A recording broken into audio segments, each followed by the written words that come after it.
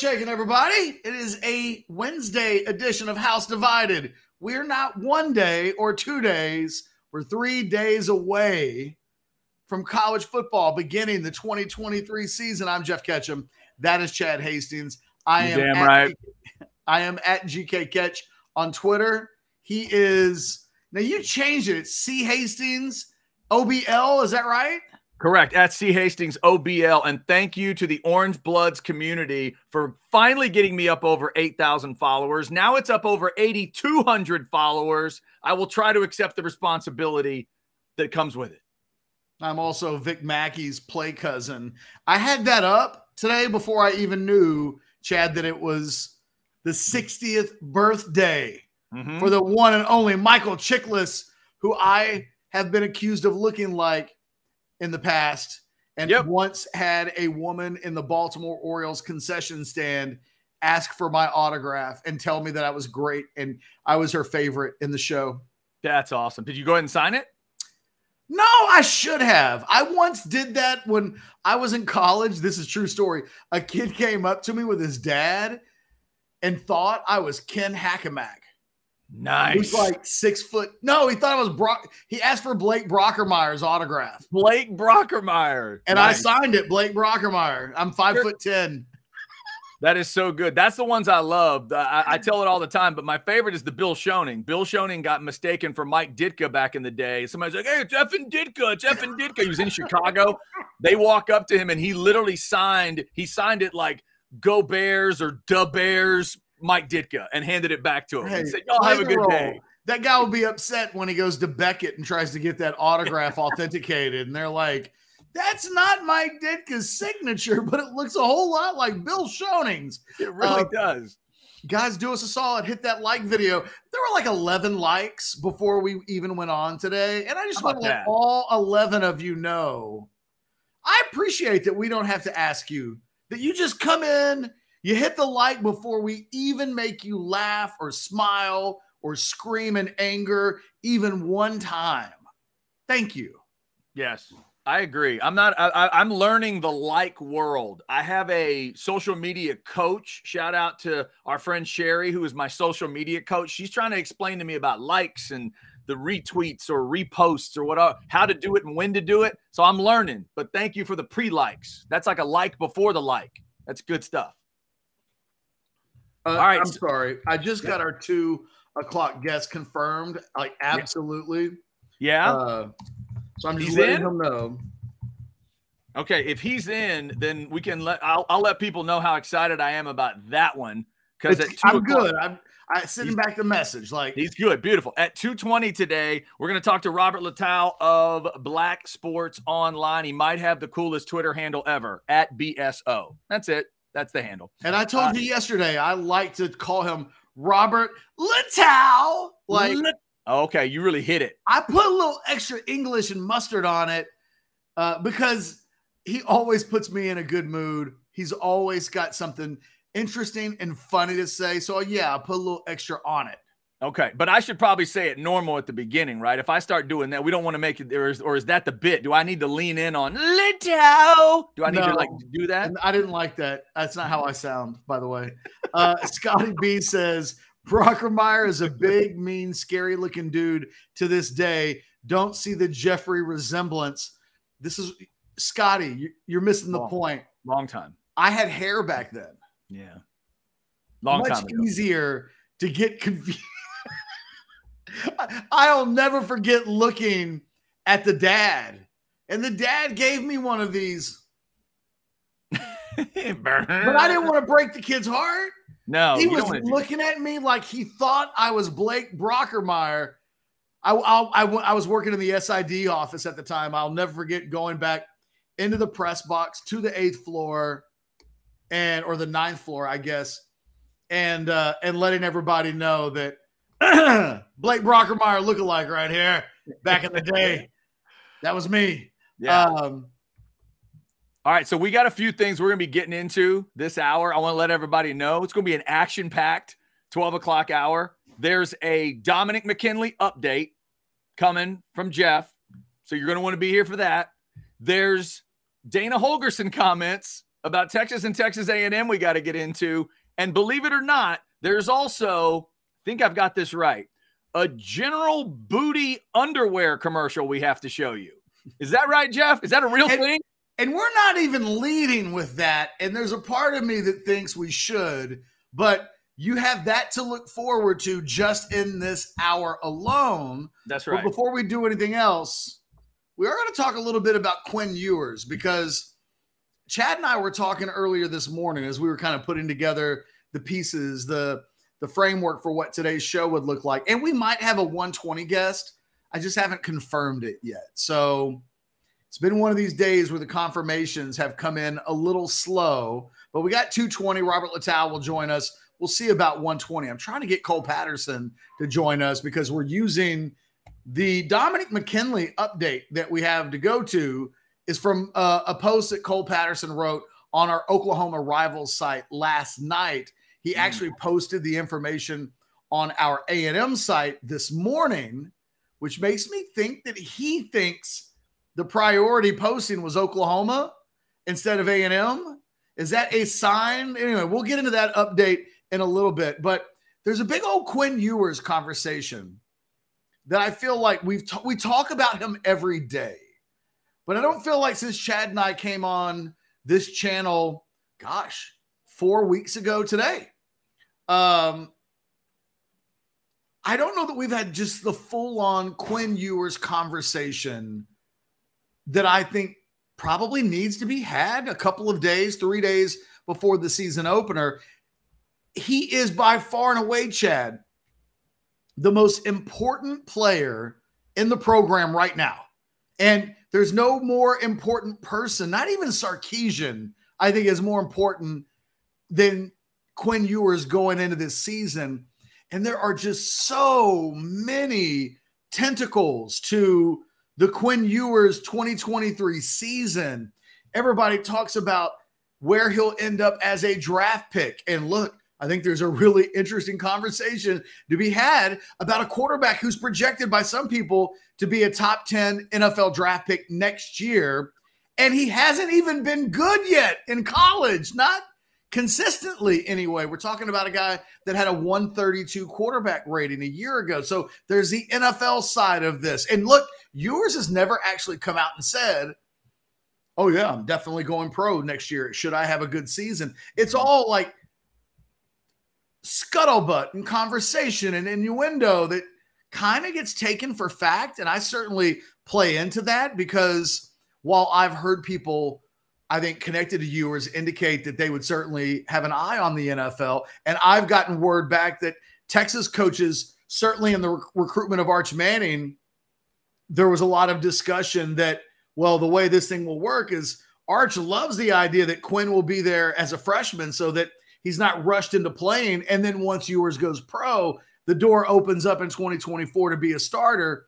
We're just kind of assuming that all of that happens. And then the mullet, shaving the mullet, the weight loss and what that means. There's just, Chad, there's so much connected to Ewers. And again, I think every day we have a little bitty miniature Quinn Ewers conversation.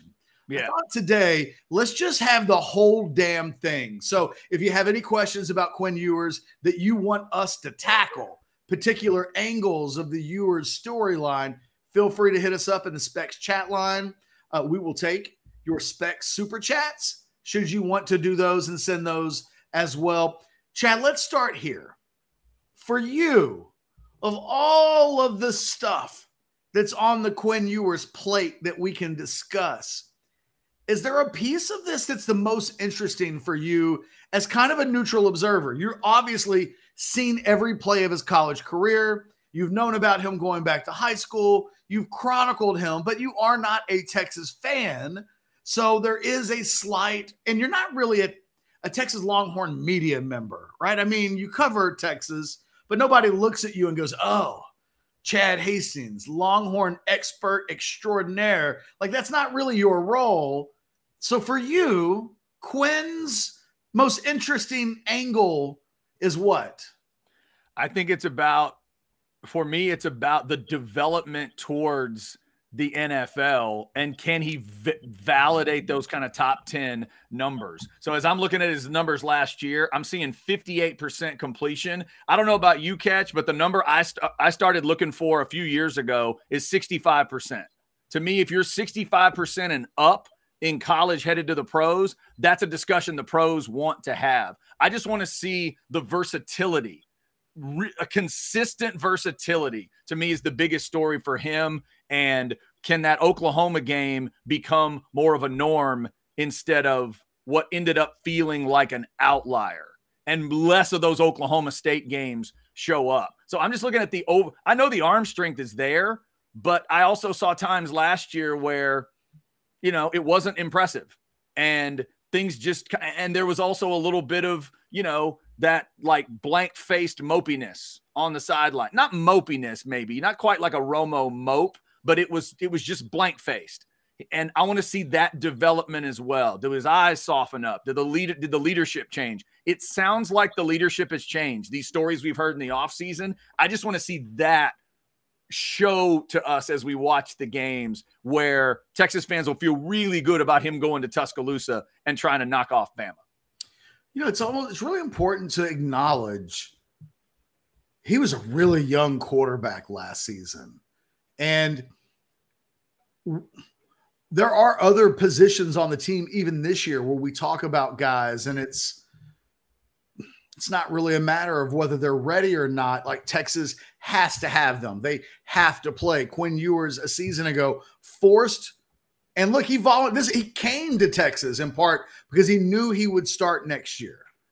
But he was a guy that was essentially he's a redshirt freshman, but he kind of rushed his way into college, spent a semester at Ohio State, transfers to Texas. It's a little bit of a unique story because it's not like he had a full year in the system and then played last year. In high school, here was my scouting report of Quinn Ewers in high school. Out of control arm. He can make throws, and with arm angles that are so exceptional that most NFL quarterbacks can't make those throws. I always point to the throw that he made to Ja'Tavion Sanders in the OU game last year. He throws it right down the seam, over the top, over a couple of players on a line that most guys can't make that throw. Most guys, it takes a little bit more of an arc to get there, and the trajectory is different, which means the whole way that play ends up is different, right? Because a little bit less of a straight line on that ball, and maybe it gets tipped, or maybe it gets picked off, or maybe it just gets whatever. But like the way he threw it, it was indefensible. There could have been 11 OU players around the football, and he threw it in such a window that just was jaw-dropping. But because his arm is so incredible, he oftentimes has really awful, his delivery and technique and his mechanics can be awful at times. And it's a little bit of the Mahomes factor. The legacy of Patrick Mahomes is that he's got kids all over the world trying to throw footballs like he does. And Ewers can do that, but boy, sometimes it doesn't quite come off all the time like it seems to for Patrick Mahomes. So you knew that needed to be cleaned up, and it's been talked about. It's funny. We had John Harris on yesterday. And by the way, if you missed that interview with John Harris, later today, if you just get a quiet moment and you're like, I could just really use a half hour of some damn good football talk. John Harris did that yesterday. Trust me. If you missed that yesterday, go check out yesterday's show at some point today. Really good conversation. And he brought up the mechanics. So he's had some sloppiness with him, even going back to high school, but it really didn't matter in high school. He was such a man among boys for most of the part. I called him in high school the most accurate short and intermediate thrower of the football that I've probably ever seen scouting quarterbacks in the state of Texas.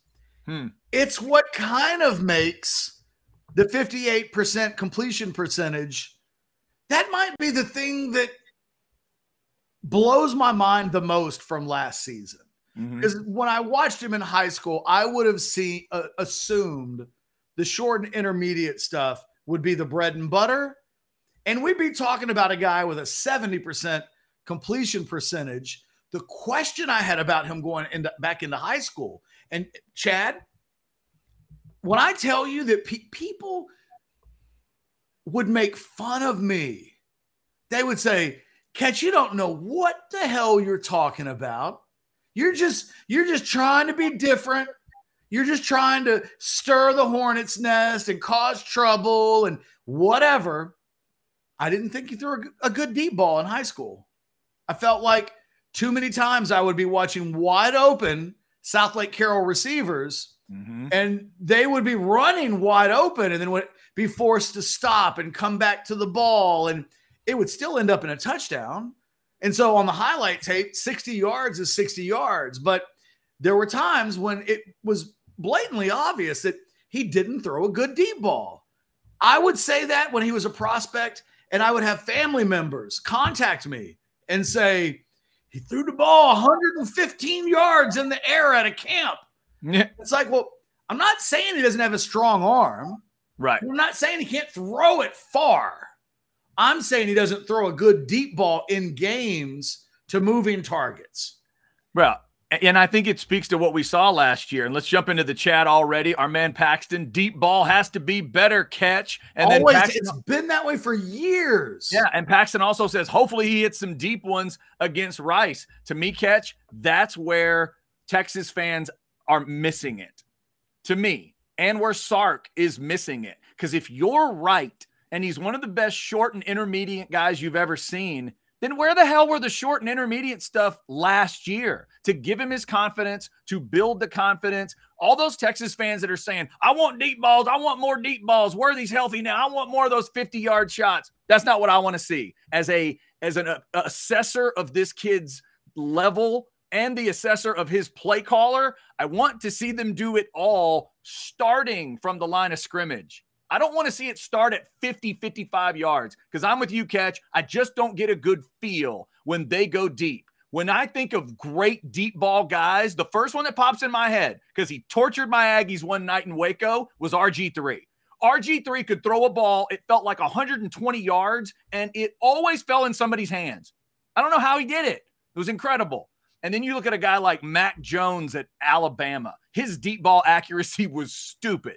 It was silly, the numbers he put up. I don't feel it with Quinn. Start at the line of scrimmage, start with the short and intermediate, get the confidence up, then take your shots. The problem for me, Ketch, is Sark wants to take that shot so fast. When we did Truth Serum Sark yesterday, maybe the most truth serum you were is when you said every play. When I said how many deep shots, how many 50-yard shots do you want to take? And you said every play. I believe that's how Sark thinks of it. So to me, that's what's getting in their way of a fully evolved passing game.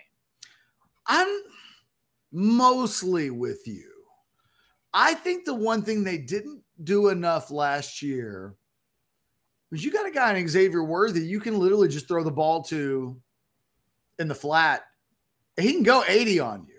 In the flat. Oh, so you mean he doesn't have to run 40 yards downfield to catch He doesn't. They don't have to get – they can get those explosive, long 55-yard touchdown plays. They can just have their receivers do all the work. Yeah, and Jerry Rice, John Taylor. I felt like last year there weren't enough attempts early in games. Do those little pick and pop shovel passes where the receiver comes across the line of scrimmage and you just toss it to him, and do some things that let him build a rhythm, let him build some confidence. I think where I'm a little bit different than you is that I'm okay with the deep balls. Like, fundamentally speaking, I think Sark wants to throw literally 3 or 4 of those a quarter. I don't know that I'm doing it quite that much because down in distance, I don't want my quarterback always being in 2nd and 10 if you're doing it on first down. You know, there are down in distances where, and I also don't want to do it every time it's 2nd and 3rd because I don't want to. Right. I want to keep defenses guessing as to what's going to happen. So I'm okay with taking those shots. I think one of the things they've got going for them this year And it's going to be really interesting to see in game number 1, even against Rice, what kind of downfield partnership does he have with A.D. Mitchell? Because when A.D. Mitchell was at Georgia, that's kind of what he specialized in.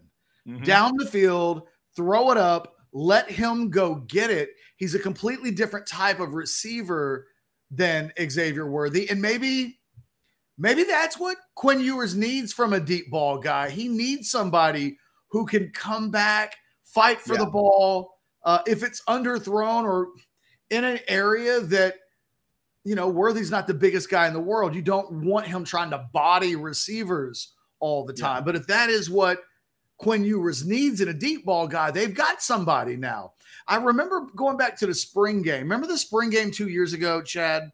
The first play they ran out of the spring game is they did this really long rollout with Quinn, where it took like 10 seconds for the play to come off. But it was a deep ball to Isaiah Nayor. Yes. For, I think it was a touchdown. It might have been tackled short of the goal line. I can see the play, but I can't remember.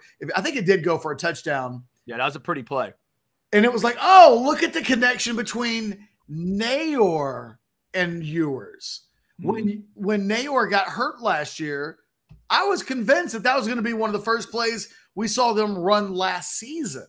When Nayor gets hurt, did they lose a little bit of that? I don't want to completely throw the deep ball away, and I don't want to throw Ewers under the bus and say that part of his game can't develop. I think what became abundantly clear last year, though, was that he and Ewers didn't have that kind of chemistry.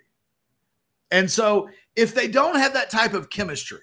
You mean he and Worthy didn't have it? What did I say? You said he and Ewers. Yes. If Ewers and Worthy don't have that type of chemistry, then don't force that too much. Yeah. Especially when we get to a point where the two guys don't have chemistry and one of the guys has a broken hand. Yeah, I was going to say, especially if you're in a game situation where you don't have 4 healthy hands between them. When you have 2 unhealthy hands between the 2 of them, you might want to go to some different ideas. So I love the idea of Worthy being a short and intermediate guy. Let him do what he does best. Separate, run after the catch. Guys cannot get their hands on him. I'm curious to see what the deep ball looks like on Saturday. Because now they got some new receivers. And, oh, by the way, Isaiah Nayor is back. Maybe we see that same exact play from the spring game. Maybe we see it against Rice. Maybe we see it against Alabama. I would be surprised if he had like 10 seconds to really load up and throw it like he did in the spring game that day. But how Quinn Ewers is used and how these receivers are used, coming off of what we saw at the end of last season where they really struggled, I think, to figure out what's Quinn do best and how do we mesh that with what our receivers do best. Part of the problem a year ago was outside of Worthy, they lacked in Sanders, and they can't do enough with Jatavion Sanders. I think Chad would definitely agree. Throw the ball over the middle, get your tight end involved. It opens everything up. But how he meshes with a total unit of weapons is what I want to see. And John Harris mentioned that yesterday. There are no excuses. He has arguably the best wide receiver unit in the country. But if you want to go with Ohio State, and look, nobody's going to get mad at anybody that's like, I like the Ohio State receivers, number 1, number 2, number 3, number 4, whatever they're ranked high. Whatever they're ranked, there are at least 3 guys catching passes that at least some of our observers think are going to be first-round draft picks. So I think Ewers is going to have a big, big, big season. I think it starts on Saturday.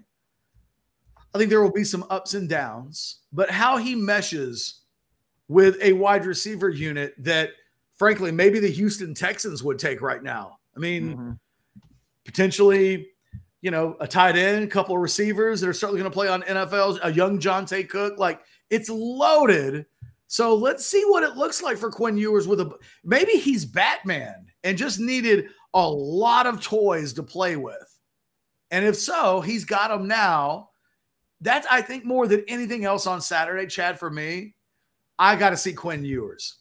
No doubt. Part also because I think he's had a good camp, but nobody walked out of camp telling me Quinn Ewers is the best player that Texas has.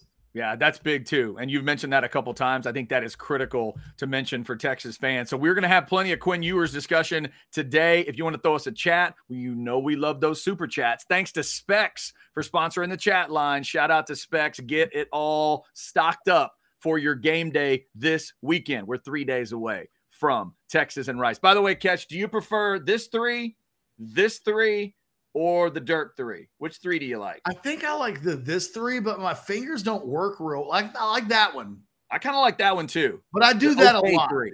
But you know what the thing is? I can go this way like or that way. This is like a white nationalist thing. Oh, right. Yeah, I don't want to do that one.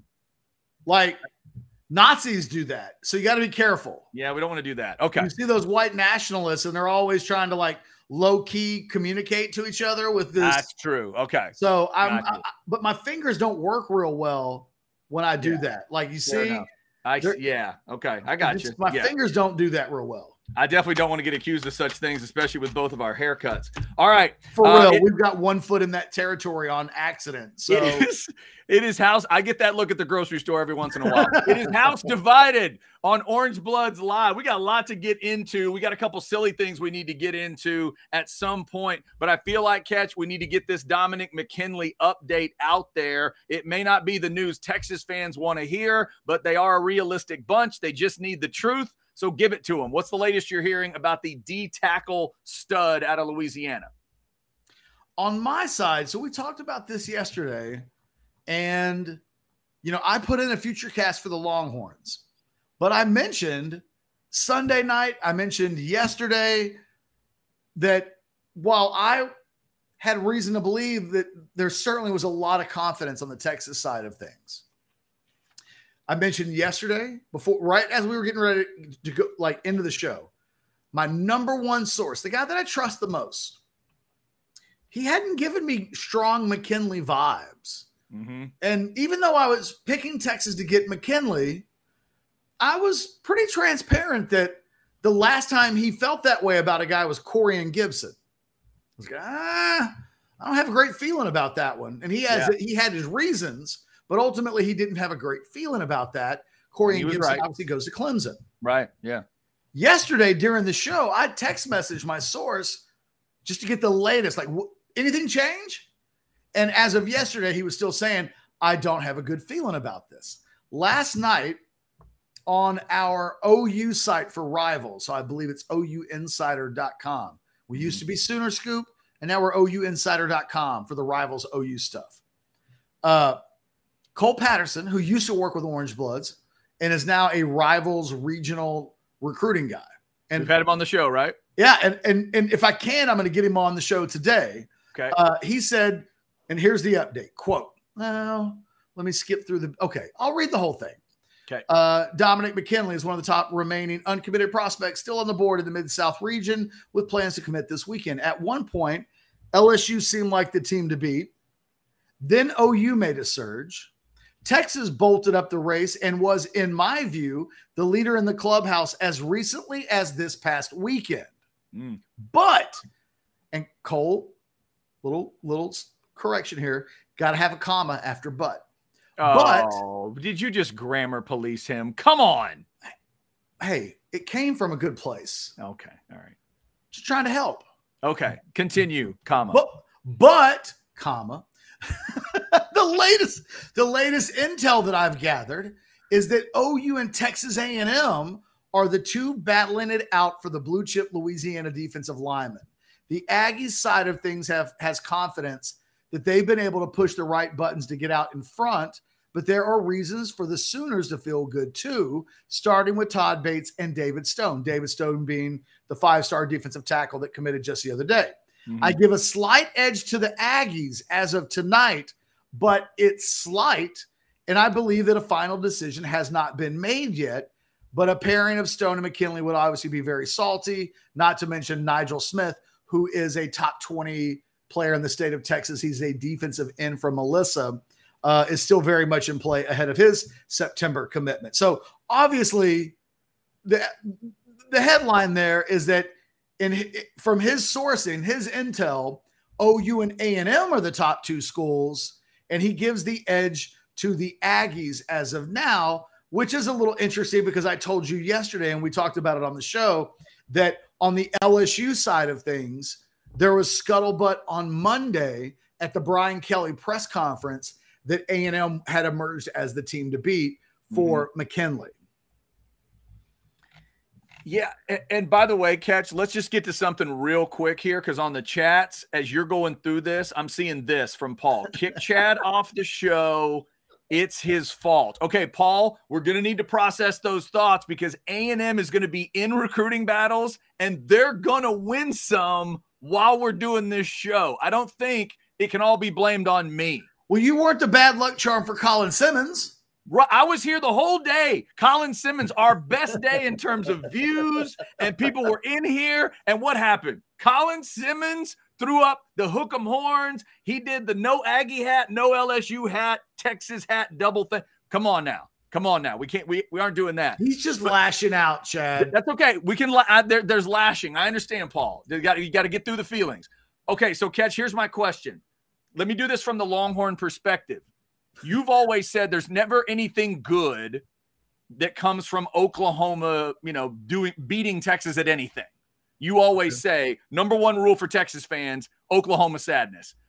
In this case, what do you tell a Texas fan about, hey, it's down to Sooners and Aggies? 2023, we know the landscape. We know where these two teams are. What's better? Is it better for a Texas fan that he ends up at OU because the overall talent pool's not as big? Or is it better if he ends up at A&M because that's OU sadness? If it has to be one. It's like you're asking me to choose between bin Laden and Gaddafi. No, I know. It's like saying head or gut. It's like saying which of your, right. Which of your. I don't think it matters, honestly. Okay. If it comes down to those two things, up until 2024, I think the answer would be, let him go to A&M, out of sight, out of mind. You don't have to play him. Right. The rules are changing now, though. And I think, if it were an in-state guy, it's a push. I mean, really, it's like, pick which Satan. Yeah, that's what I would assume. I just didn't know from the recruiting angles that you're looking at now, is there one way to swing it back and forth? I would have assumed the exact same thing. Since they'll all be in the SEC, it's an equal amount of evil for a Texas fan. Well, and it may be that you're only going to play that guy twice in his career, maybe even once, because the way they've currently got it set up with the 8-game schedule. And look, there's a lot of thought that eventually it will be a 9-game schedule and that Texas will play their rivalry games against A&M and Oklahoma every year. But we're not there yet. No. And there's no guarantee that it automatically happens 2025. I mean, it could. Right. But in reality, against these kind of guys, they may be the 3-and-dones. Depending on when you catch them on the schedule, you might only play them one time. At most, at this point, you'd play them twice. Even in a world where you're playing them 3 or 4 times, if it's a Louisiana kid and it's between Oklahoma and A&M, I might, by the smallest of margins, go OU, because A&M is a much bigger factor in Louisiana prospect in and prospect out. Historically, yeah. I mean, going back to the Jackie Sherrill era, right? A&M went into Louisiana and did quite well. It was a critical piece of their recruiting. Louisiana isn't always that way for Oklahoma. I mean, there are a lot of years they just don't even go into Louisiana and have any success. They've had some. So maybe you'd pick Oklahoma because if you're Texas, you don't want A&M to pick up too much momentum. But, I mean, I'm grasping at the slightest bit of margins here. I think at the end of the day, the most important thing that I would think about if I'm a Texas fan, I've been told, similarly to what I was told with regard to Colin Simmons, that this recruitment will really matter in November and December. That whatever happens on Friday, and I've heard NIL's not even been a factor at this point. Certainly on the Texas side of things, although you could make a case that if that's the case, maybe he's had NIL discussions elsewhere.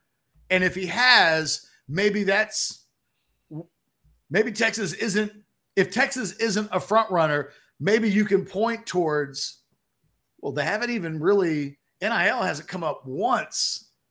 That could be a problem, but it will eventually come into play. And I think in November and December, I mean, that's when the rubber's going to meet the road. I really believe for a kid like this, if it's changing this much in the last week, where according to Cole Patterson, Texas was a leader in the weekend, and now it's Wednesday and they're not in the top 2, then that gives them, you know whose recruitment that sounds like? Kelvin Banks.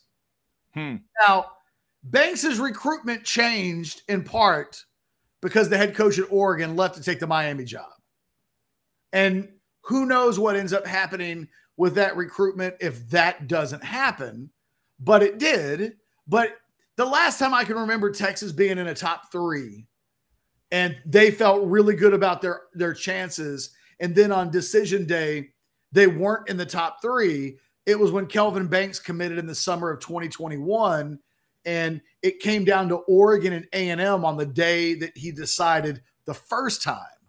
But what happened? That kid's recruitment didn't really matter until December. And so I'm saying that a little bit with McKinley, even if he comes to Texas, or at least commits to Texas on Friday, we may be looking at a situation where in December and November, that recruitment is still a hand-to-hand combat in the trenches, and anything could still happen.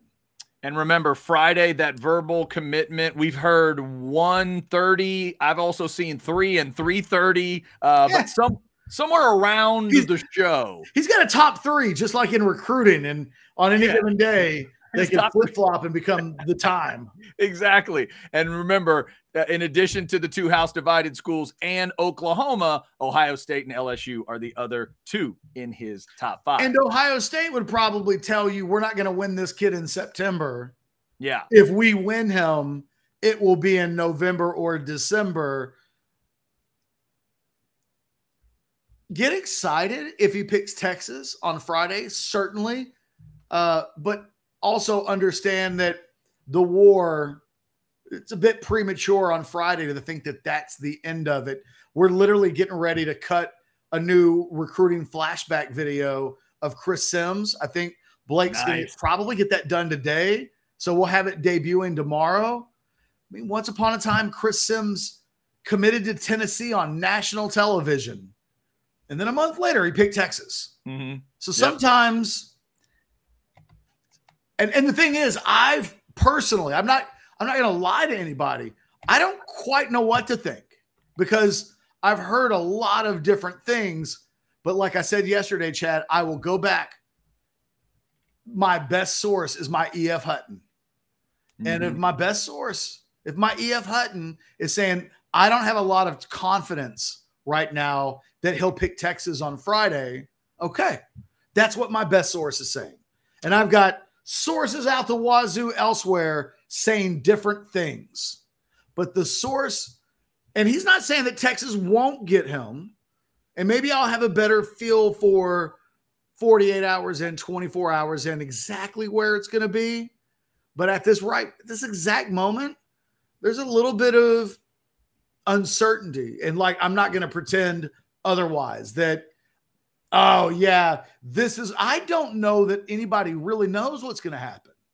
And I think anybody that's saying they know what's going to happen, I kind of think they're just full of crap because this thing seems to be fluid. This thing, and he may, like we were speculating with Colin Simmons about a month ago, not even that long. I guess it was 3 weeks ago. 3 weeks. Don't do that, Ketch. Don't try to do the math. It may be that he's telling all 3 schools or telling multiple schools what they want to hear going into the decision. We'll try to get a little bit more clarity, obviously, before Friday. But as of Wednesday, 24 hours or 48 hours-ish before he makes his decision live, I don't have a good sense for it, good feel for it. Not right yet. I can't even speak right now. As we sit here on this Wednesday, let's remind you, buy or sell comes up at 1, as always. We're trying to find Cole Patterson for 120. Crap bag, JD Lewis, little fantasy football talk coming up today at 2. We're going to see if we can make that work. One of my favorite fantasy football guys out there. And 220, Robert Littall from Black Sports Online. We also have silliness coming, but before we leave this discussion, Ketch, this chat jumped out to me. South End Zone Queen says, yeah, let him go to A&M. We can flip him when Jimbo gets fired. All right, there's no need for such things on a Wednesday. 2 things. Yeah. Before we go to no. You know what? This is the ultimate tease. Okay? Okay. All right. When we come back from this break, we'll have the OU quarterback in his underwear riding on a horse. We do have that. That's happening. But in the last 5 minutes, I've received text messages from my number one source, Batman, and Cole Patterson. No. Okay. All right. Double sourcing. Double sourcing, multiple sourcing coming up. Do not move. Also, Dana Holgerson taking a rip at the Longhorns and Aggies for absolutely no reason. House divided. Orangebloods live. Corey Redding, the linebacker from Galena Park, North Shore High School, USA Today rated him as the best high school defensive player in the nation. That's incredible. Today he verbally committed to play his college ball for Mac Brown and the Horns. He's the kind of defensive difference maker that Texas hadn't been able to get in years past, so it appears things are changing. This Orangebloods recruiting flashback focuses on one of the most important recruiting wins in the history of the Texas program. Former 5-star defensive end Corey Redding out of Galena Park, North Shore. To completely understand the significance of Redding's commitment, you have to understand the context surrounding the recruitment. Redding's recruitment occurred just 2 years after another 5-star defensive end, David Warren, bypassed the Longhorns in favor of Florida State. New Texas head coach Mac Brown was trying to put the finishing touches on a number 1 ranked recruiting class, but he had to overcome the stigma that great defensive players didn't go to Texas and that the Longhorns couldn't go into the Houston area and land a truly elite player that didn't play his football in the suburbs. It wasn't going to be easy for the Longhorns, as Redding's top 3 included Colorado and Arizona, with the Wildcats having a big edge with Corey's brother Chris already in the Arizona program, which had his mom wanting both players to play their college careers together. Colorado was actually viewed as a potential party spoiler, but while Redding was on his official visit to Boulder, CU head coach Rick Neuheisel took the Washington job. And that basically eliminated the Buffs. That left Arizona and Texas to duke it out. And when push came to shove, Redding couldn't leave the Lone Star State. Moments before he announced his decision, Redding informed his mom that he was selecting the Longhorns. He told her, quote, "I'm a Texas boy. I want to go to college in Texas, marry a Texas woman, and have Texas babies," while she broke down in tears at the news. Moments later, he told the world the news. Corey Redding, in 1998 99 season, will be attending the University of Texas. Redding's commitment sent shockwaves throughout the recruiting landscape as Mac Brown's dominance in recruiting in Texas began that day and rarely slowed down for the next decade and a half. The Longhorns finished with the number 1 overall recruiting class in 1999, with the USA Today's Defensive Player of the Year representing the cherry on top of a very tasty sundae.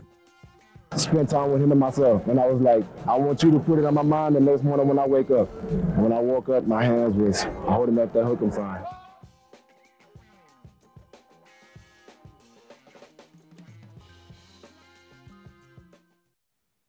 All right. House Divided rolls on a Wednesday. You probably didn't think you were going to see what you're about to see, but sometimes it happens. Sometimes getting ready for a show and Jeff Ketchum says to you, have you seen General Booty on a horse wearing underwear? Huh? What? So as of this moment, Ketch. Do we want to do this, or do you want me to do the quick little, what my 2 sources told me real quick? Oh, I'm sorry. You did have the sourcing. See, I shouldn't be focused on such things. All right, you know what? We're moving it down the line. Well, no, we can do it in like 60 seconds. Yeah, no. There's no way you'll do this in 60 seconds. So I bet tell I us can what do it the in sources 60 said. seconds or less. Doubt it. Go ahead. Try it. Cole Pittman He's in for 120. Who? Cole Patterson. There you go. Oh, no, I know I won't be able to do it in 60 seconds. And then my best source, he's still pointing toward, he's still telling me this this November and December is what's going to count for Dominick McKinley. So just kind of a continued reinforcement. There was more in the text messaging, but that was the overall sentiment. The Dominick McKinley's recruitment will not be decided this week. Look at you. A la Denzel in The Equalizer. I just beeped at 37 seconds. Well done. Well done, sir. I would like to think it was The Equalizer that gave me the encouragement to actually get in under the clock. Yes, exactly.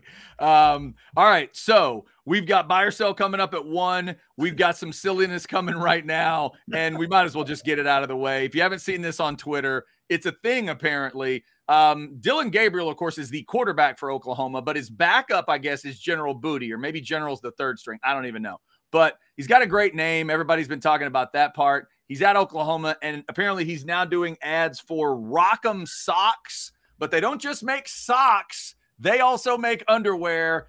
Here you go, and then we'll discuss it.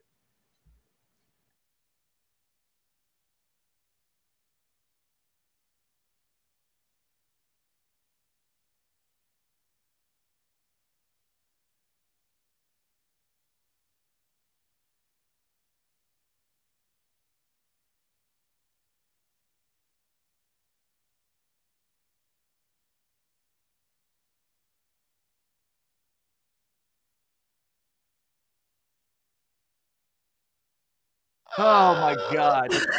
Our mics get muted during the thing, so you got to enjoy that. The silent version, we took the music out because we wanted to be able to, monetize things. Shout out YouTube. So there's a lot that jumps out there to me, Ketch. I don't know exactly where to start. I mean, I think the word booty on the booty of that's where everybody's going to focus, but there's so much going on there. Where do you want to go? It's the mullet guy and the girl. Like, yeah. Once you've watched it, look, the first time you watched that video, by the way, literally all 3 of my dogs just came in. Hey, guys. All right. Triple dog show. Skedaddle. The first time you watch that video, you're just kind of stunned that a scholarship athlete did an underwear ad where he's riding a horse with nothing on but his underwear and his boots. Because I've lived in Texas a long time.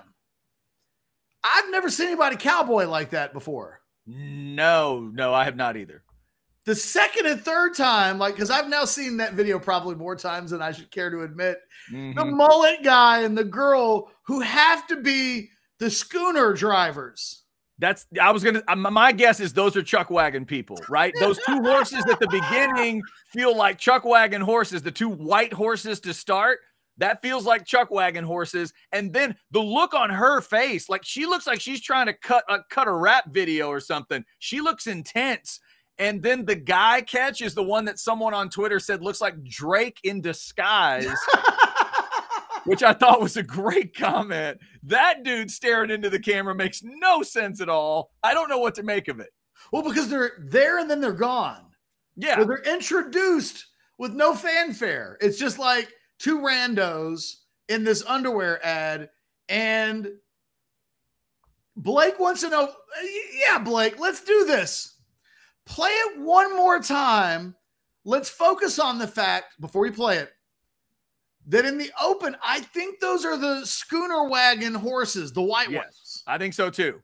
I think he rides a non-schooner wagon horse. That's true, because full-grown adults cannot ride the schooner horses because they'll hurt them. I think they're too small. Correct. Yeah. So there's like the little miniature horses almost. Mm-hmm. And then you get the horse. Watch for the randos at the end. Don't get mesmerized by the underwear. Wait for the girl's stare. That's the key moment for me. Let's just don't you close your eyes. Don't you dare. Won't do it. Don't you do it. You watch this video one more time. Trust me, the comedy factor's in there.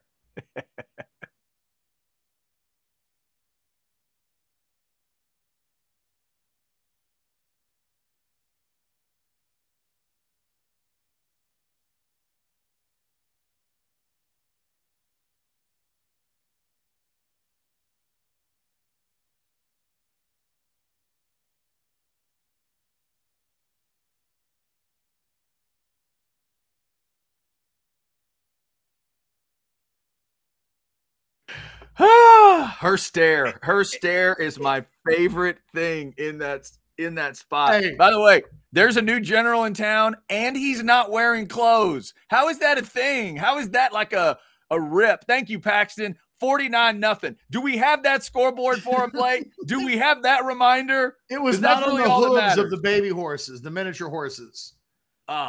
Here's the other thing, Chad, real quick. Yeah. I would not pretend to be a cowboy. Okay. I'm not a horse rider.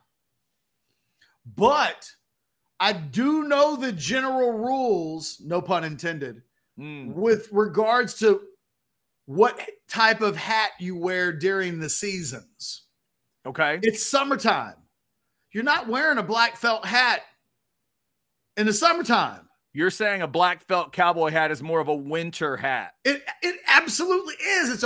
It's like women wearing white after Labor Day.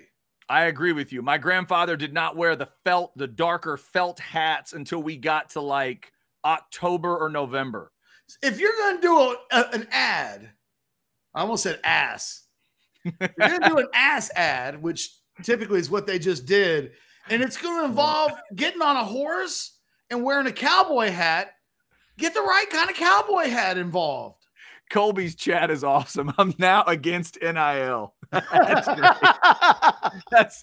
That's fantastic. Oh my God. Look, because the thing is, if you're gonna go shirtless on a horse as a cowboy, you're never wearing a black felt hat ever. If it's so warm that you're pantsless and shirtless, yeah, you're going straw hat all day long. Yeah, you're right. Got to go straw hat. I totally agree with you there. Here's the question. How many guys at OU or OU fans are now going to try to use that underwear to get some action? How many are going to do it? How many are going to go for Halloween? Think about this. How many guys walk in to frat parties at OU and parties at OU in October looking exactly like that? I don't know that I would wait that long. You'd go to the first game that way? No, if I was going to do it, I'd be the first to have them. There'll be dudes at the game that way, by the way. Does OU start at home this week?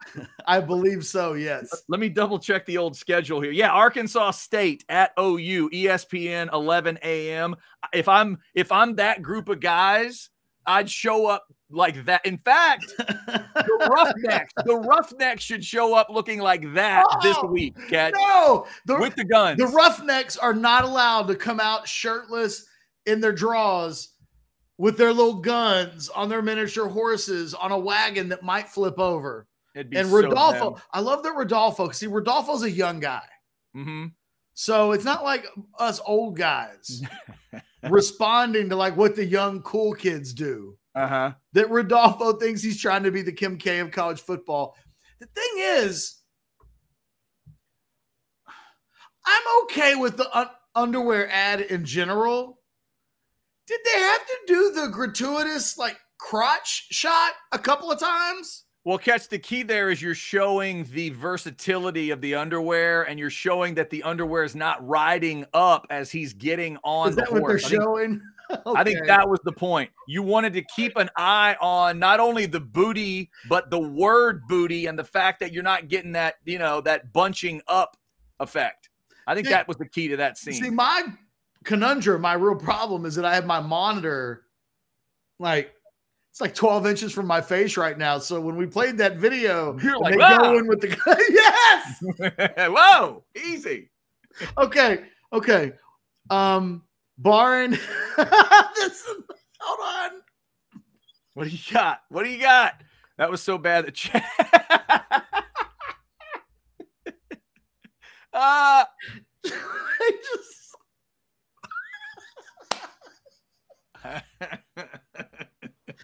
You're crying out on me now. Oh my God. Okay. I think we have just enough time to get to Dana Holgorsen. You want to get to Dana Holgorsen? Yeah, for real. Okay, Dana Holgorsen's doing his first coaches show before this week's game. U of H. Who are they playing this week? They play somebody. Where'd I see Houston? Oh, UTSA. Yeah, Jeff Traylor goes to Dana Holgorsen. FS1 6 o'clock kick. He was asked if Texas and Texas A&M leaving the Big 12 dilutes the conference. If the conference is diluted, check out what he said in response. I think we have it for the people, along with a picture of him looking like he's on the toilet. It says, screw them.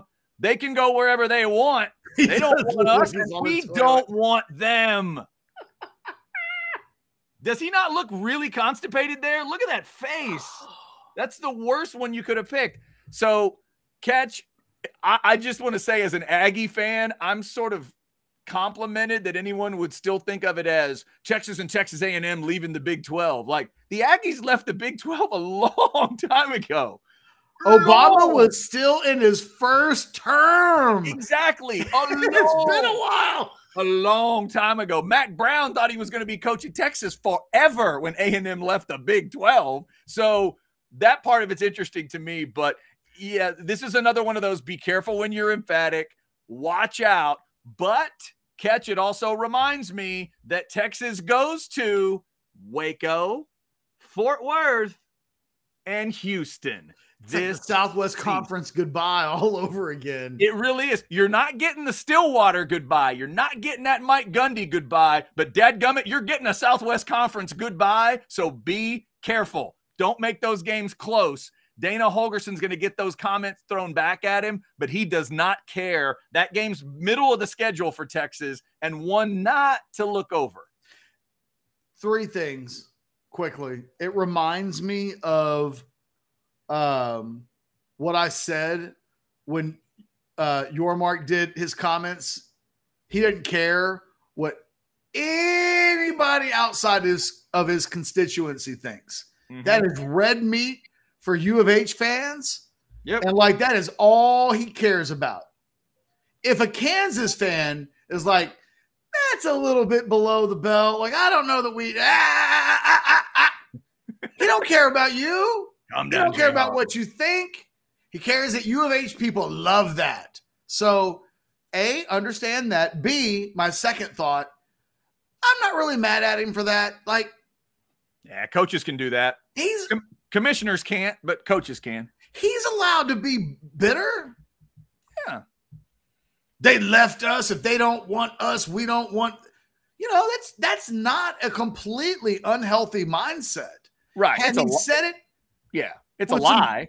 I mean, he's obviously lying, but you know, it's if Wendy left you for another man, like, I don't want you.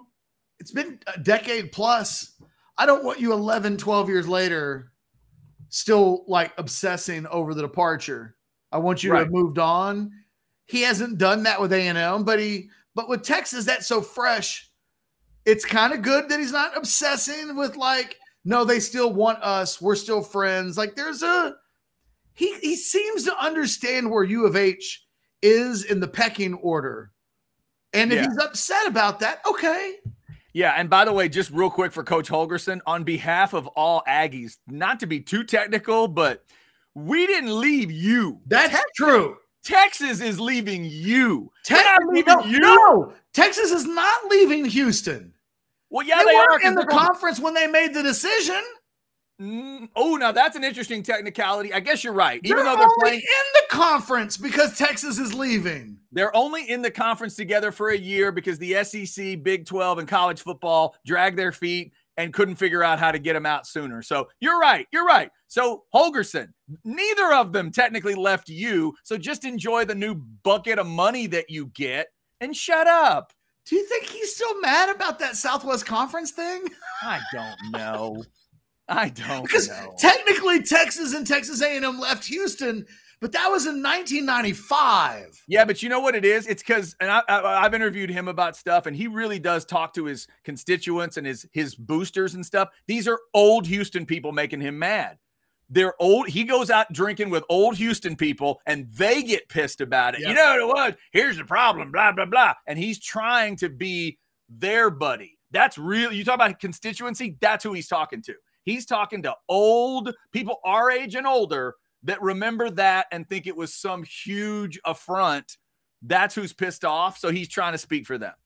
And my last comment on this, and then we can move on and do buy or sell. And again, Cole, Patterson joining us at 120. We'll talk to him about his post over on the OU site last night that we've already talked about, where he's hearing OU and A&M are the two leaders right now for Dominick McKinley. Paxton's like, F Houston, F Tech, F your mark. Who's Paxton? This is what you need to hear. This is just the most recent of what's going to be weekly comments like this. Every Texas fan just needs to go ahead and prepare themselves.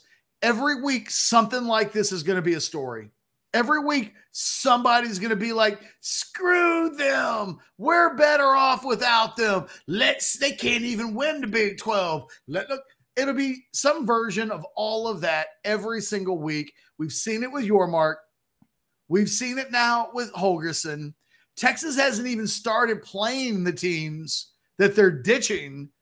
So everybody just needs to, at this point, take a deep breath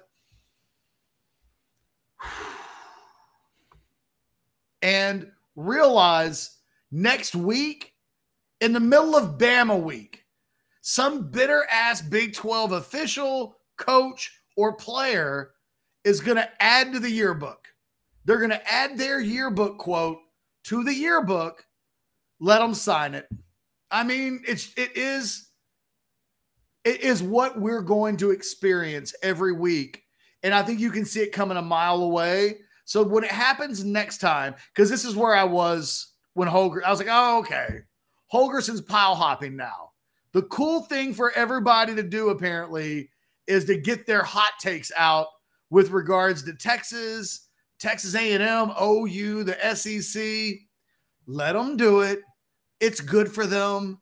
You know, they're likely seeing a therapist. What's the therapist going to tell them? Got to get that stuff out of your system. Yeah, you do. Don't hold that inside. No. And my advice to Texas fans would be basically what you're saying, Ketch, is there's a whole lot of literal and figurative upside down Longhorns coming this season. I would tell you, if you're into your own blood pressure, deal with it like Matthew McConaughey, not like Vince Young. There you go. That's the best plan. But that's the best plan. Go read what Matthew McConaughey has said about the upside down Longhorn. Don't do what Vince did with the upside down Longhorn.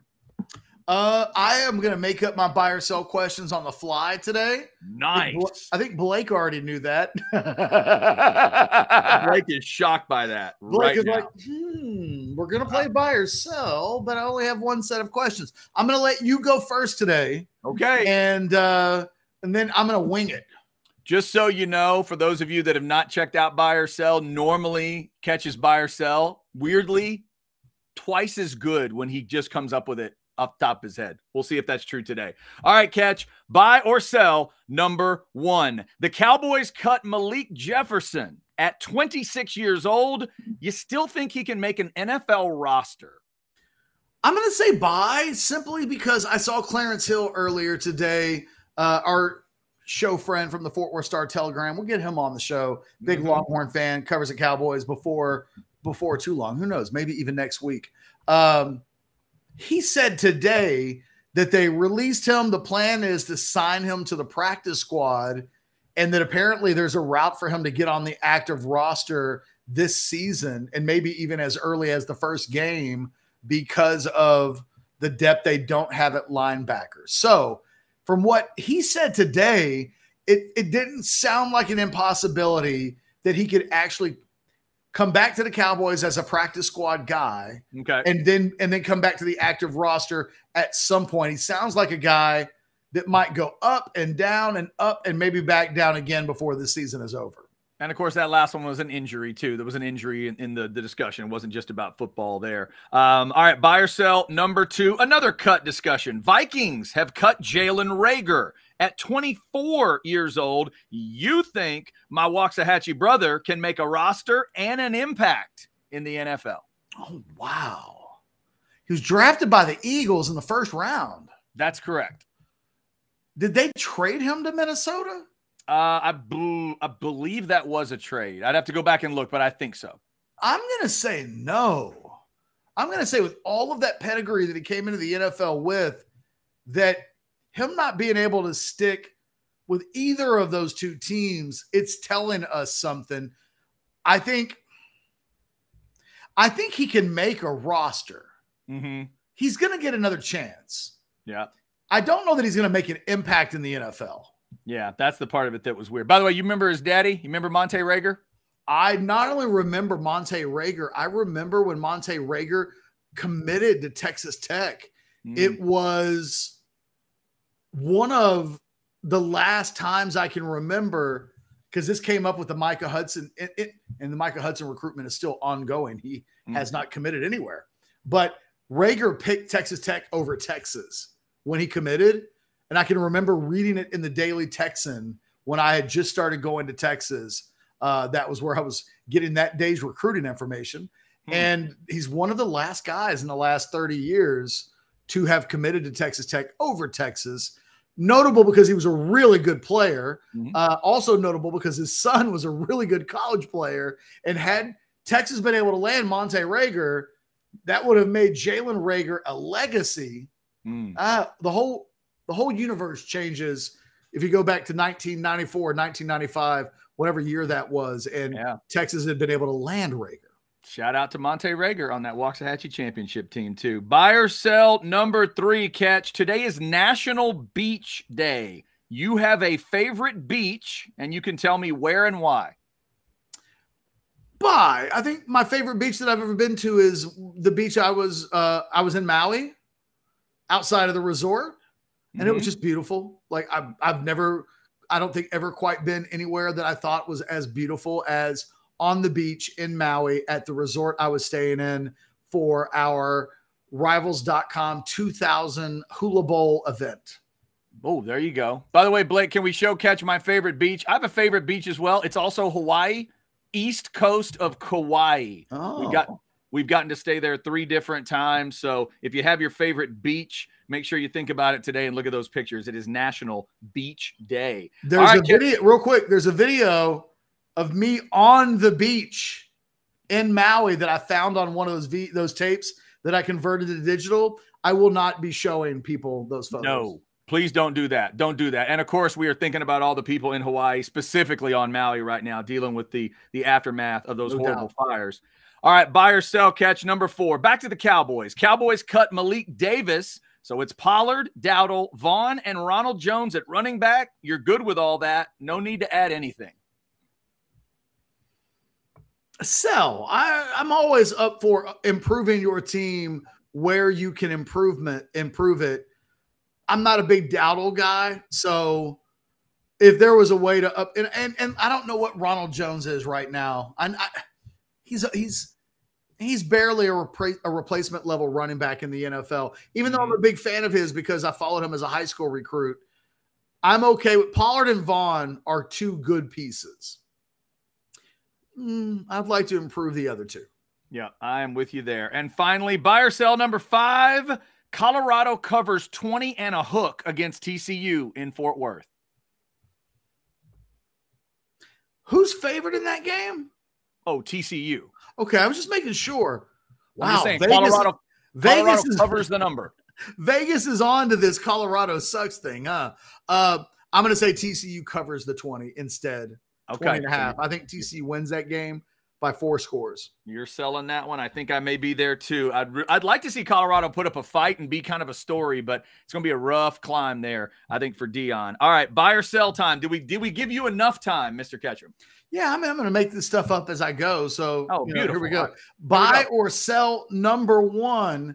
Quinn Ewers not only completes a deep pass, and by deep pass, I'll establish it as 40 or more yards down the field. So not he throws the ball into the flat to Worthy and Worthy runs 80. Yeah. Quinn Ewers not only completes a deep ball on Saturday of more than 40 yards, but he throws it and completes one to Xavier Worthy. Buy or sell? Buy, because they're going to try it 13 times, so they'll probably hit it once. Yeah. Yes, buy. Of course. He'll keep going to it till they wear themselves out. So yes, buy. Buy or sell number 2, going back to the general booty shorts. In order for you to buy a pair, so imagine he's a quarterback for the Aggies. Okay. For you, even though he's a quarterback for the Aggies, he'd still need to be a relative before you would actually buy the booty short underwear. Like I would need to be related to the man. Correct. Like you're supporting him because he's family. Sell. In fact, exactly the opposite. I would never wear that if it was family. If it was a quarterback that I respected and liked, yeah. But it didn't, not the backup. It needs to be the starting quarterback. But the way you presented that one, I'll sell that, but I need it to be the starting quarterback. The thing is, if he's family, your last name could also be Booty. Yeah. Which means you'd have your own underwear with your own last name on it. And maybe there's a world out there where there's like some chick at Walmart. Yeah. And you start spitting game at her. And then you mention like, hey, I'm such a big deal. I got my own underwear. And then who knows? Like, all right, you know what? All right. I'm changing my answer because you brought up a chick at Walmart. Buy. Let's go buy. Buy or sell. Number 3. You've recently been to Walmart. Didn't notice any strange looking people, which made you realize you were, in fact, the strange looking person at Walmart that day. Definitely buy. I've walked into last time I walked into Walmart, I was wearing my house slippers. Just walking in Walmart in the house slippers. No, you did not. I did. I was in the house slippers and the shorts I'd slept in the night before. And as I walked out, I saw what I thought was a very attractive woman. So that definitely makes me that guy at Walmart. She's like, huh. Yeah, exactly. Buy or sell. Yeah, I firmly believe, Ketch, there are many wives out there that probably have this feeling. When my wife watches me walk out of the house sometimes, she thinks to herself, yeah, nobody's going to want that. Go wherever you want. Buy or sell. Number 4, the Blinky shirt is still in my mailbox. Okay. If I get the Blinky shirt mailed to you by Saturday, buy or sell, you'll wear it in the first Orangebloods watch along. Buy. There it is right there. It's going to look good. Let me see if I can get my arms stretched out properly. I love that Blake had no idea that question was coming, and he was still able to pull the Blinky. That means he's keeping that in the system. Oh, shit. All right, and finally, buy or sell. Number 5. I'm just wondering, Cowboys beat the Giants in the opener, no doubt about it, 1-0 to start the season.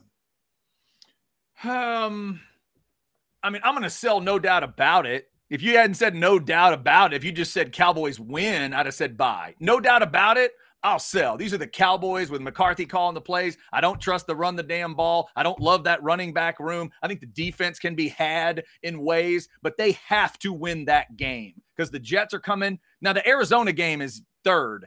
They need to win the Giants and Arizona game. To me, it's got to be a 2-1 start, even if Rodgers comes to get them. So I think they have to win, but as a no doubt, I'll sell it because it's the Cowboys. All right. Fair enough. I wasn't even trying to be that literal, but I realized I made it no doubt. So, yeah, but it's a must-have. The question. Let's do this. Let's take a break. We got Cole Patterson on the other side of the break. I do have to go to the little boys' room. So let's do that. Too much information. Thank you so much. Appreciate that.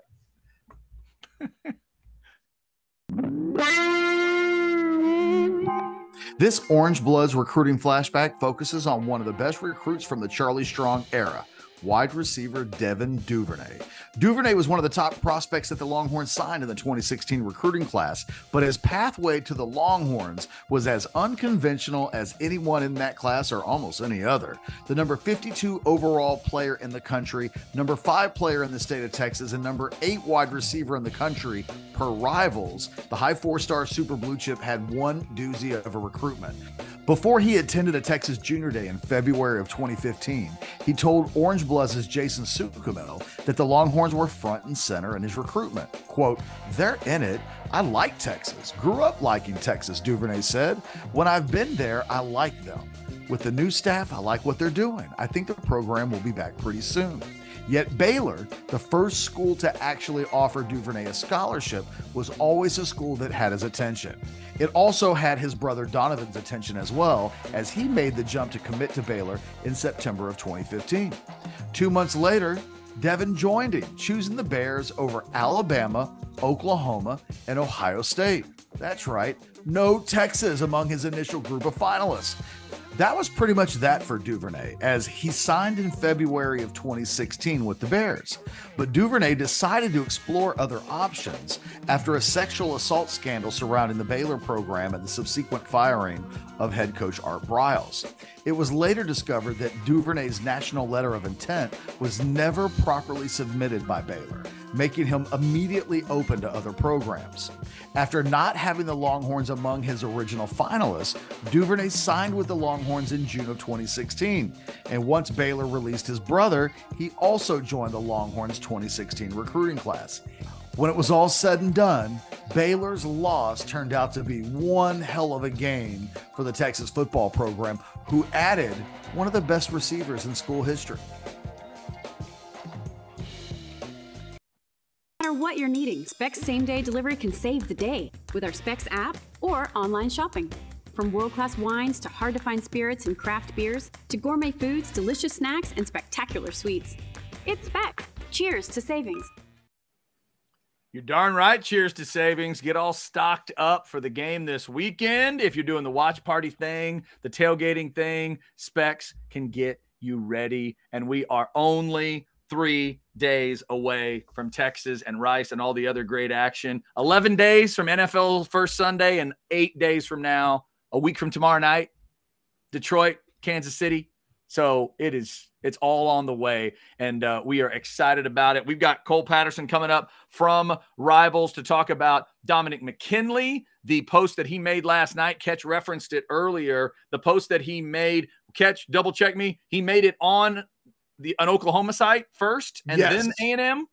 Yes. Okay, so we'll see if he thinks this is truly what would a Texas fan call that battle, Ketch? Is that just like worse, two devils? Is that bad and worse? What would a Longhorn refer to a Oklahoma A&M recruiting battle? What would they call that? It's like a Hell in a Cell match. There you go. The Hell in a Cell with nothing but barbed wire and beds of nails and all that kind of stuff. Real quick. So Blake put the video, we put the red in the spec spot right after I don't even know whose video that was that played because I wasn't in here. But had we come back from the recruiting video, you would have seen my dog in my lap. Did you see that in the break? Like, did you see? I saw the dog in your lap, yes. Let me tell you what happened. Went to go shake the dew off the Lily. And because that's what Anthony Michael Hall says in the six pack. Yeah. Remember mean that. You should. And in the time it took for me to do that, my dog snuck up behind me and laid down behind my feet. While you were going to the bathroom? Yes. Wow. Unbeknownst to me. Did the dog trip you? Yes. Damn. Not to the ground. Oh, okay. But as I was done, as I started to turn around, I got tripped by the dog under my feet. Damn. And I didn't even say anything. But I believe that Harper realized that was not cool.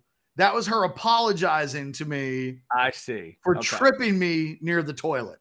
Okay. Well, there you go. At least she apologized. Yeah. Our dog does stuff all the time. Our dog does stuff all the time she never apologizes for. All right. Well, that has to be the most uncomfortable segue that we've ever had in bringing a guest onto the show. Although, give us time, we'll have that beat by 220, no doubt. Joining us right now on House Divided, specifically to talk about a little bit of Dominick McKinley, because last night Cole Patterson was like, I'm going to go post this on the Oklahoma site because they'll like the news. I'm not going to go post this over on Orangebloods because I do not want to have the messenger get shot at 10:30 at night. Is that fair, Cole, that at the end of the day, you just wanted some peace and quiet last night? And if you'd posted that on Orangebloods, they'd have treated you like it was your fault? Yeah, I think that's fair description. You know, I didn't want the pitchforks. I didn't want pitchforks after me on a Tuesday night. That's for sure. Cole's like, I didn't want my mod ranking to fall. Let's report that and let that go. I'll let him take the hit. So, Cole, let's just start with it. Last night on the OUinsider.com site for Rivals.com, the OU site in the Rivals Network, You posted that according to your intel that Oklahoma and A&M were emerging as the top two schools with 48 hours-ish to go. Has anything changed? Is it still in that spot? What's the absolute latest? Yeah, he can be a tough kid to read, tough recruitment to read. As recently as this past weekend, I had Sukamel on for Fact or Fiction. We both thought Texas was the team to beat, and that seemed to be the consensus that the Longhorns had taken that lead. Early on in the recruitment, LSU, the home state school, seemed to be the favorite. Oklahoma had a time where they were the favorite before Texas emerged. It seems like recently A&M's the team with the momentum that's been surging a lot recently. I think it is A&M and Oklahoma at the top of that recruitment, kind of battling it out. Oklahoma feels good. Texas A&M feels good. I've heard that Todd Bates, the Oklahoma defensive line coach, is expected to be at Dominick McKinley's game on Friday night. He's supposed to announce on Saturday, so you can read into that what you will. But I like where A&M is right now. I think A&M is a team with the momentum, kind of generate the most smoke at this point, leading into the decision. Like I said, 48 hours away. So, Cole, in terms of whatever happens Friday, do you also believe this is a recruitment that will go absolutely to the finish line? And if you're a Texas fan, let's say what the last thing you said is right. Let's say it's going to be an A&M commit on Friday. Would you tell Texas and OU fans, hey, just take a breath? November, December is when this thing really ramps up. Yeah, to a degree, I think that's what a lot of these highly profile kids recruitments go until signing day. You have NIL, you have even the conference realignment. You have so many factors going into the recruitments nowadays. It's kind of hard to nail it down, when a decision's made. But yeah, I think if you much rather obviously be the team that he's committing to on Friday than have to wait and try to win him over, towards early signing period.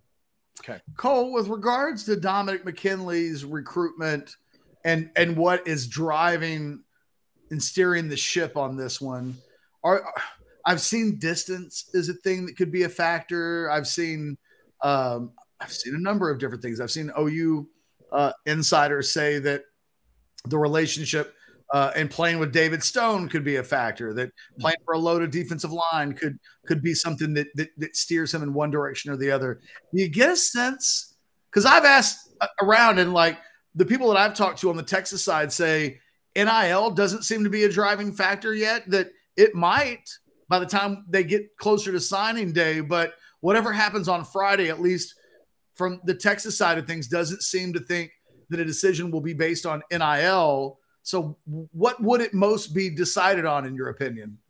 Yeah, I don't know if there's one prevailing factor that he's looking at. I do think NIL will play a factor when he does put ink to paper. I think all the factors you mentioned, I have heard similar things, him wanting to play with David Stone. Even David Stone, five-star defensive lineman that just committed to Oklahoma, is recruiting him to play with him. And, all those, playing with your friends doesn't always work out. But you see it even just in Texas's class last year with, with Arch Manning recruiting Jonte Cook and Anthony Hill. Sometimes it does pay off. So that is worth watching. LSU seemed to be the team up near the top early in his recruitment, but it seems like he does want to leave home. I've heard Ohio State's another team. If he were to, leave the region, Ohio State's worth keeping an eye on as well. So I don't know if there's one big prevailing factor. I do think he does want to play early. I don't think it's a mistake that, Texas A&M and Oklahoma are all going to be playing in the SEC by the time he starts his college career as well. So I think there's a lot of factors. I do think that's, comfortability with the staff and, players he's coming in with, and the opportunity to play earlier rather than later are two things I think he is looking at. Talking with Cole Patterson at Rivals Cole on Twitter if you want to give him a follow. Cole, in terms of the type of recruit he is, I asked Ketch this yesterday. I want to get your thoughts on it. With the Colin Simmons thing, Colin was very clear about, I'm going to be unclear, or you're not going to know. I'm going to be mysterious. Some guys go that way. Some guys, like you're talking about at the beginning, you mentioned it was maybe a little tough to read at times. What kind of kid is Dominick McKinley for you? Is he too quiet to get the information from, or do you think he likes messing with the folks in the business? Yeah, I don't know if he's a kid that's messing with the people necessarily. And Colin liked to keep people on their toes, but he liked to talk as well. He might not dive into his recruitment, but he's a very energetic, charismatic guy. who I got to become very familiar with, back at Orangebloods, covering him, being able to go out to his games and build that relationship. Whereas Dominick, I think he does keep things closer to the vest. I don't think it's any ill will or ill intent or anything like that. I think it's just he's a kid that's trying to figure out where he wants to go to college. Different schools are selling him different things. He's trying to weigh those options. And, he has 3 really good programs. I mentioned Ohio State as well. Maybe they're in the picture too. But, a handful of programs that he's really considering and, things that I think that he can really shine at. Cole, I'm curious, when we look at the national ratings on McKinley, he's super highly rated by everybody, but Rivals has him a little bit lower than the 3 other national services, ESPN 24/7 on 3. They've got him national top 130, I think all 3 of them, whereas Rivals has him 125-ish. I can't remember exactly what it is, maybe 120, maybe 130, somewhere in that area. What's the conversation been like with McKinley if we were just going to say, talk about him as a prospect and what he'll bring to A&M or Oklahoma or Texas or any of the schools that are recruiting him, what's the profile on him? And you've almost certainly been involved in the discussions with Rivals about how and where he's ranked. What is the thing that is keeping him from being a national super blue chip guy, just a little bit higher than maybe national top 100-ish? Yeah, me personally, I'm a little bit higher on him than where we have him ranked, probably closer to where the other services have him. But yeah, we do have a number 116 actually in the Rivals 250. So like you said, not a low 4-star, but not in that 6.0 or 6'1" range either. But I like him. He's a guy. He's 6'5". Almost 300 pounds, big frame. I think he play a little bit on the outside, but it's really good if he slides inside. Plays that defensive tackle and get after the quarterback, can play the run really well. He's a big dude, big frame. I think a lot of these questions are a lot of concerns, I should say. Maybe, the consistent motor, I think, is holding some people back from moving up a little higher. Just things like that. I think it's just, where he is in his development. But I like him a lot. I think he is a guy that should, after his senior season, could be pushing for that, like you said, super blue chip tier, the 6'0", 6'1" range, top 50 national player. I like him a lot coming out of Louisiana. He's a guy that I can see, developing into a really productive, difference-making defensive lineman in the SEC.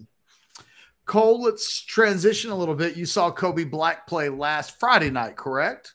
Yeah. So I know that was, we had your story from Rivals.com pinned and up on our site for a couple of days. Can you talk to us about watching Black in person as a senior? He's as close to being a 5-star as you can almost get as a prospect right now with Rivals. And if I'm not mistaken, he's inside the top 32, right? Is it 34. 20s? Okay. 34. So he's really close. He's right there. Yeah. I think we all assume eventually there will be 32 5-stars. So what you would have seen on Friday night from an in-person experience will probably go a long way towards future discussions of whether or not he's a 5-star or a 4-star. Just tell us about watching Black in person on Friday night and then your conversation with him after the game. Yeah, like I said, we have a number 34 in the nation. I think he's number 3 cornerback in the country. So, all that lines up to him potentially moving up into that 5-star range. He's right on the cusp. We've had discussions about moving him there as well. So he already has a case for himself. But yeah, he, it was kind of a blowout game, opening season, one of the longest games, maybe the longest game I've ever been at. I didn't get out of there until almost midnight. I think it was it was 9:30 at halftime. It was, a very long game. Yeah. No disrespect, but it wasn't the most competitive game either. So, we didn't really get to see the full picture of Kobe Black. But when he was on the field, when he was playing, he's made it look easy. He's playing safety, roaming around. They tested him in coverage. They ran at him. He passed those tests, flying colors. But I really like seeing him in the return game as well. He had one big punt return where he made some people miss, ran down the sideline, even chucked a guy on the sideline, showed some emotion there. Hit a 92-yard touchdown reception too. Just a really well-rounded player, good athlete. I think he's playing both. He plays all 3 ways at Waco Connolly. He's played with Trey Weisner's at Texas, Jelani McDonald as well. So he's played with high caliber players in that secondary on that team, and this really stands out as far as his recruitment goes. There's been some buzz about Texas. But Texas A&M has also made a push. I think that's worth noting. He visited there in July. They've been selling him on, potentially playing early. They've shown in the depth chart where his role would be in that defense. And I think he's thinking about that long and hard. I still like where Texas is. I put my future cast in on Texas, I believe in June. I think me and Sukamel did it the same day. I believe you did it before we did. And nothing I've heard from him or anybody else has made me change my stance on that. One interesting thing I think that came out of talking to him, there's been some thought. He dropped his top 5 in August. Maybe he was close to the decision end of August, September. I've even heard early October as a potential decision making, but he told me he's not really in any rush. He thinks it's going to be after his senior season. Actually, he's going to have a big ceremony in front of his friends and family, make that commitment. Obviously he could just be saying that. Maybe he does want to do that. Maybe things change and he just has a signing ceremony. But whatever the case is, he said he's in no rush. He's still considering a couple of different schools. I get the sense it's Texas and Texas A&M at the top. I think Ohio State's up there. Oklahoma's in the mix. LSU rounds out his top 5. He does have a brother who plays at Oklahoma State as well. But I do think it's Texas A&M in-state battle. I give the edge to Texas. In my opinion, the earlier he makes a decision, it's better for Texas, depending on how well A&M does. Maybe if he waits till after the year, that benefits the Aggies. But I do think Texas has the edge right now, and A&M's running second. Last couple questions, Cole. Just in general, anything else worth getting into that's new from the last week or so? Guys that you've talked to, recruitments that would be of interest to the people watching the show right now? Planning to hit Duncanville this weekend. They're playing Rockledge from Florida. So I'll be able to get some content on, Colin Simmons, obviously. But we also just released our 2025 rankings of 250. And one guy I'm really excited to see is DeCorian Moore. He opened his junior season, with a bang. LSU commit. But I do think Texas is still in communication with him as far as, making him think there's a long way to go. He still has his whole junior season and his entire senior season before he has to put pen to paper. That's the guy I'm interested to see if he's still listening to Texas. He's fresh off that commitment, but he's a guy that, Texas needs to land. Devin Sanchez is our highest rated guy in the state as well. I think he's number 6 in the 250. I plan on seeing him this year as well. Those are 2 guys that, Texas fans are really familiar with it. I'll be seeing DeCorian more this week, so I'm excited to get an update on him. Last question, back to Dominick McKinley. I noticed you don't have a future cast put in yet for McKinley. Are you going to put one in? And are you close to doing that? Because I put one in for Texas, and I'm like, I'm not quite sure. Like, I don't know 48 hours-ish. I'm still a little confused as to where things were 3 days ago versus where they are today. In hindsight, I kind of wished I just hadn't put in a future cast. Where are you at on the future cast? Pull the curtain back and let us know where your head is with that specifically. Yeah, if I were to put one in last week, it would have been Texas. I said even as recently as this past weekend, I thought Texas was the team to beat. That's what I thought. Is what Sukamel was. We kind of talked about it. We got the impression, it wasn't over, but Texas probably had the edge there. So if I would have put one in last week, it would have been Texas. But I don't know. Part of me hates putting future cast in so close to a decision, But if I do put one in right now, I do favor Texas A&M a little bit, just based on kind of the stuff I've heard behind the scenes. But I still can't. I haven't put it in just yet, because I do think Oklahoma's right there. Like I said, Texas was just a favorite, so I do think there's some things to unravel. I don't know if he's made that final decision just yet. But to answer your question, if I do put one in today, unless things change in the next few hours, I do think it would be A&M. All right. Chad, after hearing all of that, any other questions, or is this where we bid our dear friend Cole Patterson goodbye for the day? You know what? I am good. The one thing I was going to clarify for the people in the chat, they were asking about Cole's hat. Cole, I saw some of that.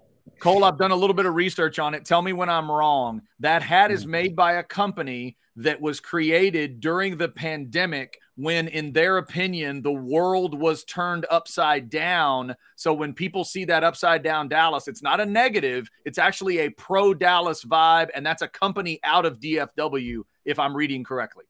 Yeah, to be honest, I don't know the entire backstory as far as COVID and everything, but I do know it's supposed to be positive. It's a cool brand. It's called True Brand, actually. If you type it in, I think it's TRUEBRVND, if I'm not mistaken.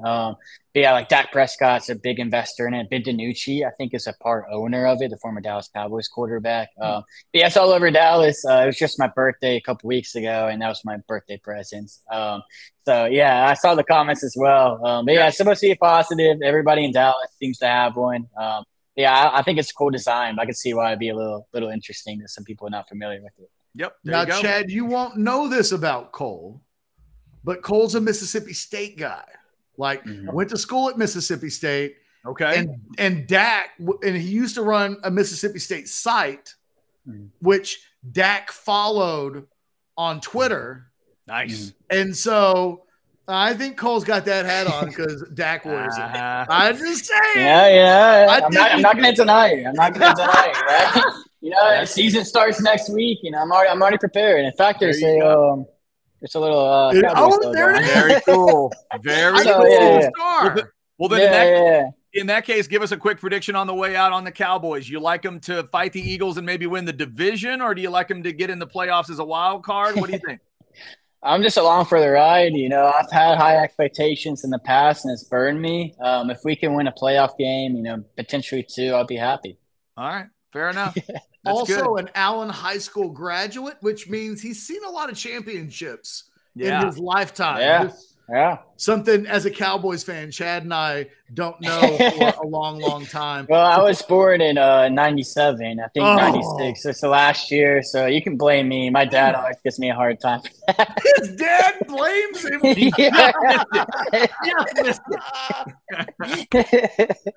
That's great. Cole, have a safe travels this week while you're on the road. Appreciate it. And we'll look forward to seeing what you've got from that Duncanville game. A lot of guys to talk to from that team. You might be at that high school game until midnight as well. Different reasons, because Duncanville's got about 30 guys that you might be, need to talk to. But other than that, man, we will talk to you soon. Really appreciate you giving us some time today and giving us the very latest. For sure. Excited to be back on whenever. You got it. Cole Patterson, Rivals.com. Is it at Rivals Cole, correct? At Rivals Cole. That is absolutely true. Yeah. Ketch, did you know that about the upside down hat? I did not. I literally did the research a couple weeks ago, because when I see Dak in a hat like that, I'm like, okay, there's no way this is a negative. But me being the way I am, all about house divided stuff, and I'm an Aggie that does not do upside down Longhorn, but Longhorns are sensitive. So to me, upside down is always a negative. So I did had to do the research, but that's their thinking on it, is that the world felt like it was turned upside down during the pandemic, and that's when they got started. So you will see Dak Prescott wearing that hat. So it is a positive thing, even though the word is upside down. So thanks to Cole. I felt dyslexic. I was like, I know. It's weird. It's a very weird one. And by the way, to this question, one of our favorite Specs chat participants, Paxton, says, are those new clock rules in high school now? No, and they are I not. don't think it was a homecoming game either. Yeah, I mean, and again, it was a lot of scoring going on. So I think maybe it's just that. Could have been a lot of scoring, a lot of passing. By the way, Ketch, I'm going to double check the times. On my DVR, the Notre Dame game was 3 hours and a minute when it was done. USC was 3:39. I'm going to go compare that to last year's times and see how much they trimmed. Because I know they're playing Navy in Notre Dame's case. They're playing Navy. A clean 3:01? You're playing Navy.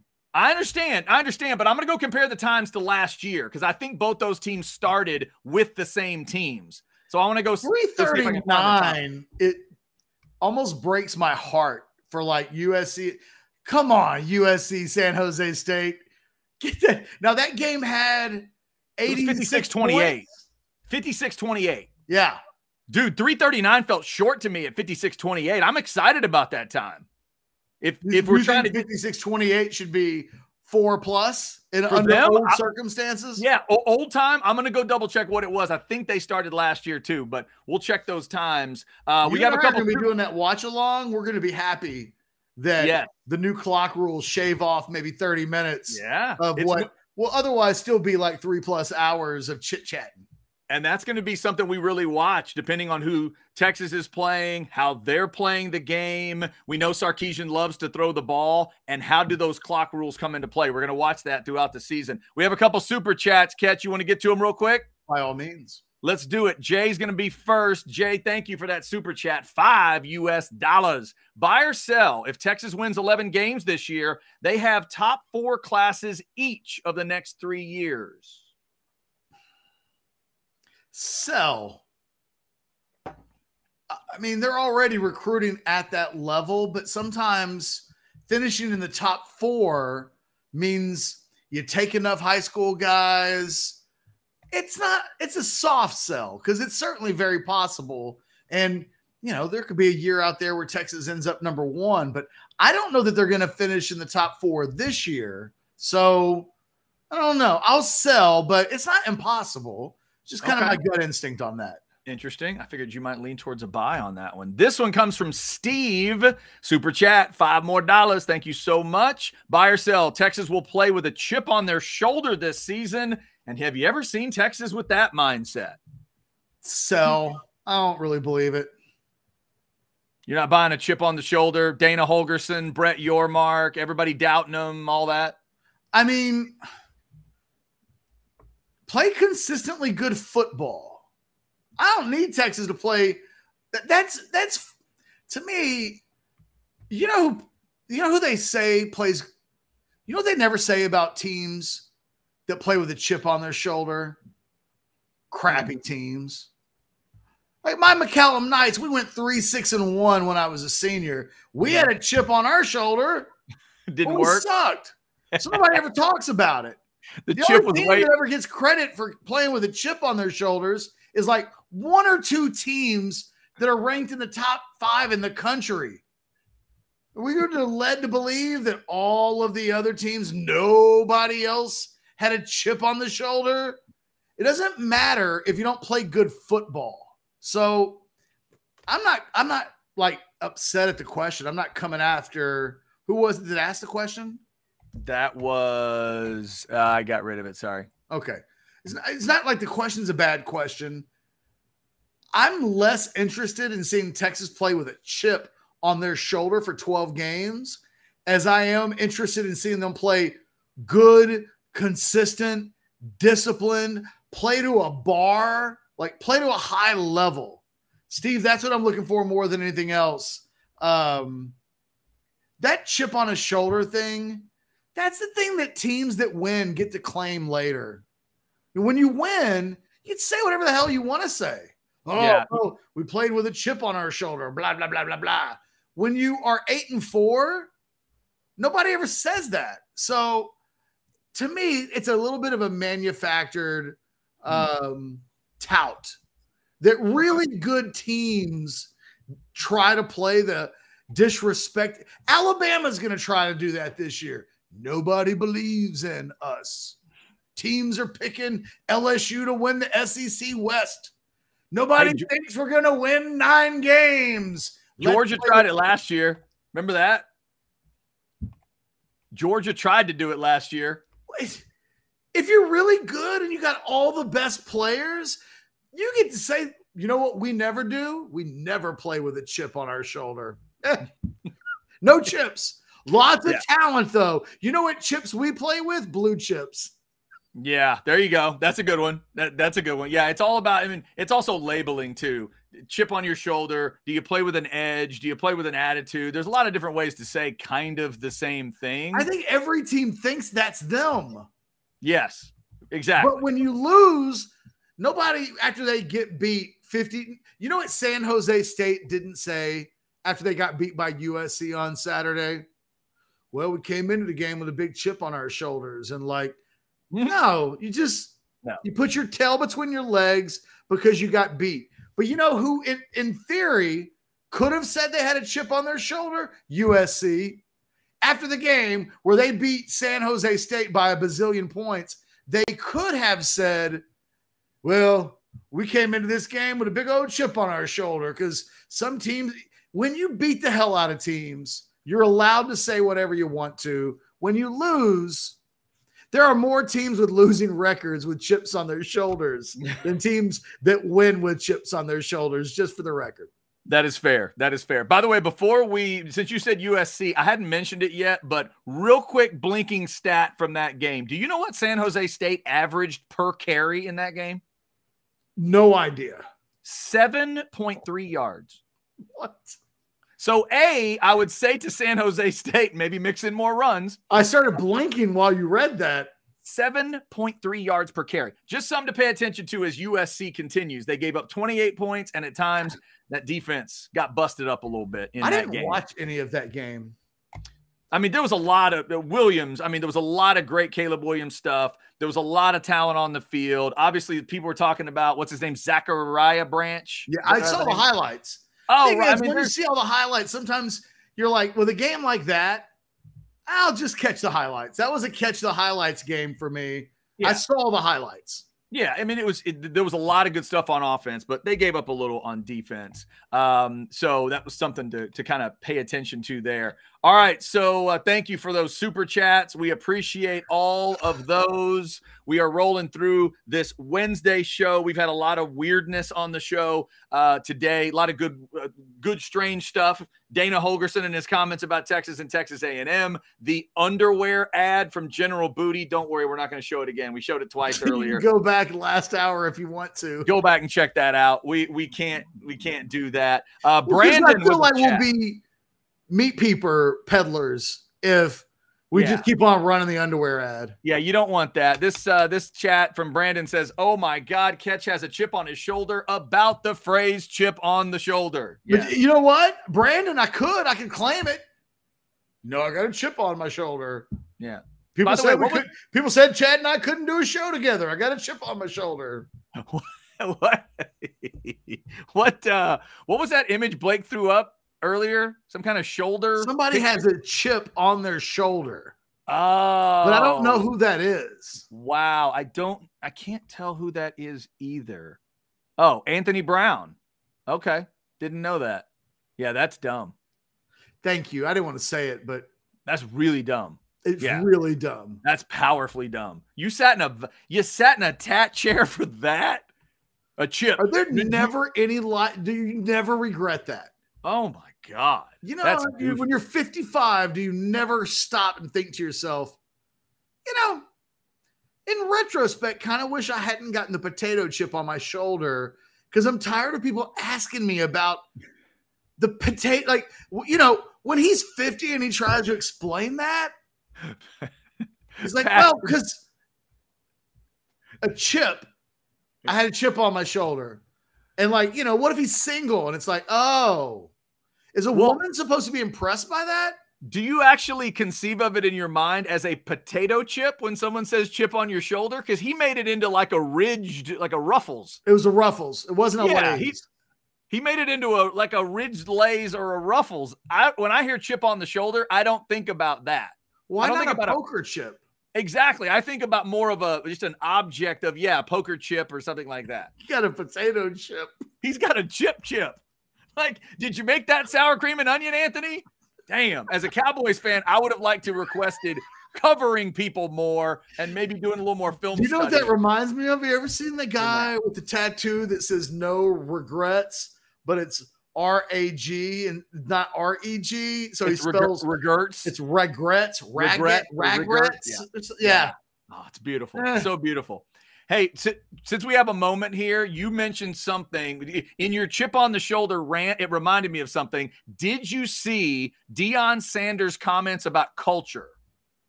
No. So as much as coaches love to say it, I just thought this was entertaining. Deion was asked about the culture on his team now that they've, taken things apart and put it back together and all that. Here you go. Quote, "I'm not welcoming that word culture. That's all I heard when I was in Jackson. Culture, culture, culture, culture, culture. Now culture, culture. What the heck does that mean? I don't think you got to have unity whatsoever. You've got to have good players." Oh, there's that. And then later he says, quote, I don't care about culture. I don't care. I don't care if they like each other, man. I want to win. I've been on some teams where the quarterback didn't like the receiver, but they darn sure made harmony when the ball was snapped. I was a little surprised, though, Ketch, a guy that's trying to build what he's trying to build. That's such a cliche now with coaches. The fact that Deion is just rejecting it was noteworthy to me. Couple of thoughts on that. The greatest football team that you and I have ever supported, the Cowboys in the 90s. Yeah. I mean, they were going to cocaine houses with strippers and hookers and like nobody ever says, well, people will point to like Michael Irvin and how like focused he was on football when they were on the practice field and stuff like that. But when we talk about the 90s Cowboys, we don't claim the culture as the thing that got them 3 Super Bowls in 4 years.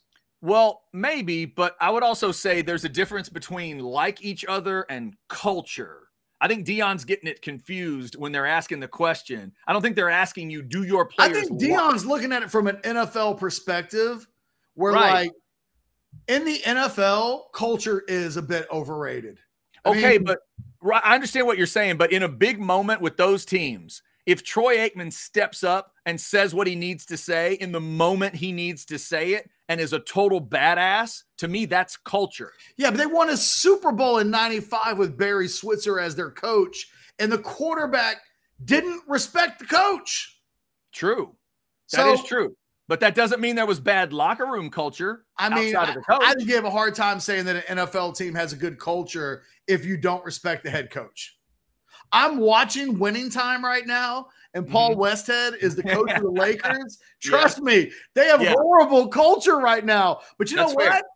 They won a championship with Paul Westhead as the coach because they had a guy named Magic Johnson and Kareem Abdul-Jabbar on the team. And funny what having Hall of Fame players. I think that's what the thing is. Deion's making the point that I'm making about with the chip on the shoulder. When you win, there are 100 and how many total teams are there now in the top level of college football? Like 132? I've not seen the exact number this year, but somewhere around the 130 probably, yeah. I guarantee you half the teams have good cultures. Like the coaches are preaching the right messages and the players are all in. There are teams that go 6-6 that have good cultures. When you win, you get to talk about whatever you want to. And it's always the teams that win that say they have great cultures. There might be a team that goes 3-9 this year that has the best culture of any team in the country. But they don't have the best players. Now, I'm not saying it can be willy-nilly, anything goes, bad culture where all the players hate each other and the coaches can't get their messaging through the players and they just go play on Saturdays and win. I'm not saying that. Yeah, but I'm saying both, what's that? There has to be some of both, I would assume. Yes, but more than anything, because what I'm telling you is there are probably 70 schools across the country that have great cultures. But it doesn't matter if you don't have great players. We only recognize great culture if you win a bunch. And when you don't win a bunch, you typically blame culture. But that's not really the issue. Mac Brown didn't lose championships to OU every year because OU just had better culture than they did. Right. They had better coaching and they had better players executing at higher levels than Texas did. And kind of the same thing. I think we just cliche those words so much. I hear that quote and I get where there's a little bit of a, but I also hear that quote and realize, you know what? Deion's won a bunch in his life. Yep. Deion's played on the Cowboys. Deion's played on the Niners. Deion played on the Falcons. So in theory, the way we see the word culture through what prism, we would think, well, God, he played for the Niners and the Cowboys. He must be preaching culture. Or he's like, you know what we didn't have on the Falcons? Steve Young or Troy Aikman. Yeah. And if he's like, you know, I'd rather have one of those guys than all the culture in the world. And, you know, that's fair. I think, you know who would be great in the NFL for culture? Colt McCoy. Colt McCoy could be your starting quarterback, and man, he would help you develop culture. But you know who the Cardinals want to be their starting quarterback? Well, before this year, Kyler Murray. They wanted Kyler Murray, who's an awful culture guy. He's awful. When he was at Allen High School, this is a true story. They, on signing day, on the day that Kyler Murray signed his letter of intent, the entire Allen team got together at like an auditorium or whatever, and the whole team was going to do like a big ceremony. The ceremony started an hour late. Why did 20 kids getting ready to sign their national letters of intent? The ceremony started an hour late. Why? Because Kyler Murray was late. And when coaches at Allen High School were asked about, what do you think about Kyler Murray being an hour late for signing day and making everybody wait? They said, oh, well, we run on Kyler Murray time around here. And sometimes we just know automatically that means that things are going to start an hour late. That sounds like horrible culture. But when you win, you get away with it. Yep. All right. It is House Divided on this Wednesday. I knew Ketch would like the Deion Sanders comment. Coming up at 2:20, we're going to have Robert Littall from Black Sports Online. Some of you have already started to throw your fantasy football questions in the chat. I tweeted that out earlier. Remember, just put FF, fantasy football, at the beginning of your chat, and we will try to get your question answered. I figured I would dig into radio time and see if we could recreate the magic of J.D. Lewis talking fantasy football. Ketch has got a fantasy team. You've got a fantasy team, and we might try to help you out a little bit. I think we might be ready to bring him in here in just a couple of minutes. You know what? Let's go ahead and do it. He is on a little bit of a time crunch. We'll go a little early on the crap bag. We're jumping right into J.D. Lewis's head. Look at that handsome bastard right there, ladies and gentlemen. J.D., how are you, sir? I'm doing great, guys. How's my audio? How's everything sound on y'all's end? You sound perfect. You were concerned about it. I understand because you're kind of an older guy like we are, but this technology is awesome. Well, you know, you had to learn it the last few years. That's JD, you're forced to. First of all, I don't like that Chad calls you an older guy. Shame on him for that. Because literally the thing that was about to pop that I was about to say was I've never seen JD where I didn't think of him as just like a young kid. And he looks like a full-grown man adult now. And I have mixed emotions on that because if he shows up looking like, you know, babyface could still play college basketball, J.D. Lewis, I would feel young as a byproduct of that. Like, well, the one thing I can always count on is J.D. Lewis is going to stay forever young. He looks like he could have a family. Do you have a family? I've got 3 kids. Oh, my God, no. Third kid, 4 months old. Yeah, I've got a first grader. I've got 2 boys, so I've got to figure out how to be a dad to 2 boys. All grown up, Chad. Yeah, good luck. Nothing will make Jeff Ketchum feel older than J.D. Lewis saying, I've got a first grader. Yeah. It seems like only yesterday I was still hooping, but I've been telling stories lately a little bit about it. And every time I do, I always kind of want to be like, you know, 10 years ago. And I'm like, wait, actually like 15 years ago and growing. So yeah, it's a little bit tough. Now more people, I bump into them and they're like, oh, J.D. Lewis, fantasy football guy, right? I'm like, oh yeah, okay, that's funny. All right, that's right. That's right. Now, JD, for people that still just know you as a basketball player, let's get your credentials out there. How many leagues were you in last year, and how many of them did you win? I was in 8 last year. I won 2, but I finished in the money in 6 of those 8. And then I gave one up this year. You know, you have a third kid, you got to make sacrifices. So 7 leagues this year. Wish me luck on that. We'll see how that goes. I actually was the least plugged in throughout kind of the month of July that I've ever really been. I've caught up quite a bit. And a lot changes over that month, but you know, it's just it's harder and harder to find the time for for fantasy football. All right, so we do have a couple chats coming in. Remember, put FF at the beginning of your chats. We'll get to those. But first, Ketch, let's start with the selfishness of your fantasy team. No. What's your if you have a question? I have a selfish question that I will save. Oh, you're saving. What I want to ask JD is, because he's in 7 leagues, presumably he's already done a few drafts, right? Yes. What's been the average draft position in your leagues for Bijan Robinson in the first round? So that a standard league with 1 quarterback, he's going I've seen him go as high as 2, but on average, I'm seeing him at 6. And I think 6 is where he should realistically come into play. And it's a question of Bijan Robinson or Travis Kelce right there. Do you want the tight end advantage week to week and the consistency, or do you want the high-end explosive running back? And we all know what Bijan can do. But I think that basically after your top 5 picks are Justin Jefferson, Jamar Chase, Christian McCaffrey, Austin Eckler, Tyreek Hill. I think after that is where Bijan should start coming into play. And the main reason for that is I like elite receivers more early on because the amount of quality running backs that fall to the end of the second, beginning of the third is very high. So go ahead and get your elite receiver and then let that run on receivers happen and take a top 5 running back there at the end of the second. That's what I see a lot of. Catch anything else for your team? Well, I mean, let's take some questions before I get personalized and ask something I have a very specific question, but I'd rather go to the questions in the chat first. Okay, we'll get to the chat first. And JD, you're going to love this. I'll flash this up for you so you can see it too. Sharon says, who do you like better in a non-PPR? Yes, we're archaic. Josh Jacobs or Mixon?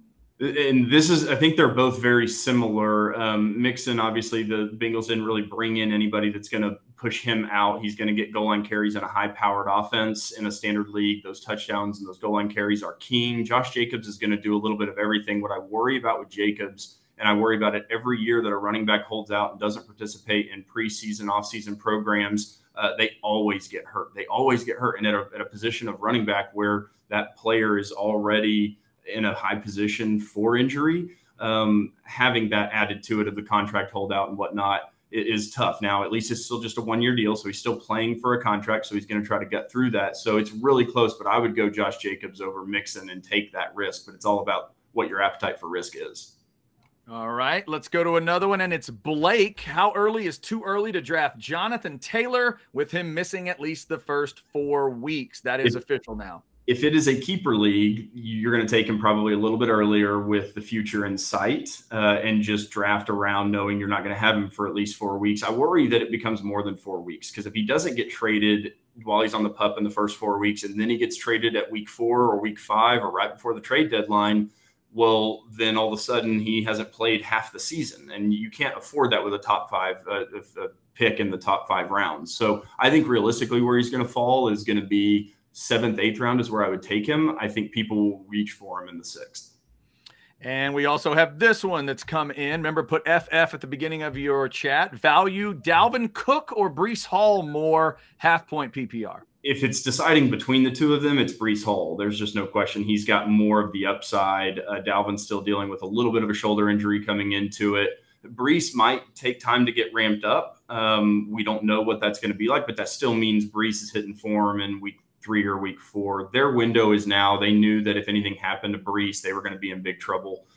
So I really think Cook was more insurance. It was expensive, but they could afford him this year with the cap and everything the way they were. So, but for the rest of the season, I want Breece Hall. Now, if you're looking at Dalvin Cook, Breece goes in the 6th, and Dalvin Cook is there in the 10th or 9th and just kind of hanging around, and you need a running back and the drop-off is significant from him, sure, go take out Dalvin Cook. But Breece Hall is going to be the man there. Talking with JD Lewis. Remember, at JD Lewis FF for all your fantasy questions. Once we get done with the segment, you can tweet him all the time. He's always there. He's up late at night thinking about it like you are. Ketch, you got something? All right. I'll go ahead and go to my selfish question. Yes. Okay. First off, what's your team? I'm only in one league this year. I have scaled back. I only really care. I only feel like you can claim one team. One team is the team. And when someone says how you did in fantasy, you're not allowed to say, well, I had 8 teams. And I mean, it sounds good, but ultimately there's always a league that defines, and I'm whittled it down to just that one league. I am on the turn in my draft this year. So from a 12-13 standpoint, for those of us picking on the back end of the first round, is it? Yeah, my thought is you almost have to get a running back because it's such a long wait until you're back up in the third round. You're picking at 36 at that point. So you're having to wait from 13 all the way to 36. Where are you looking on the turn? Yeah, that really just comes down to what kind of team build I think that you want there.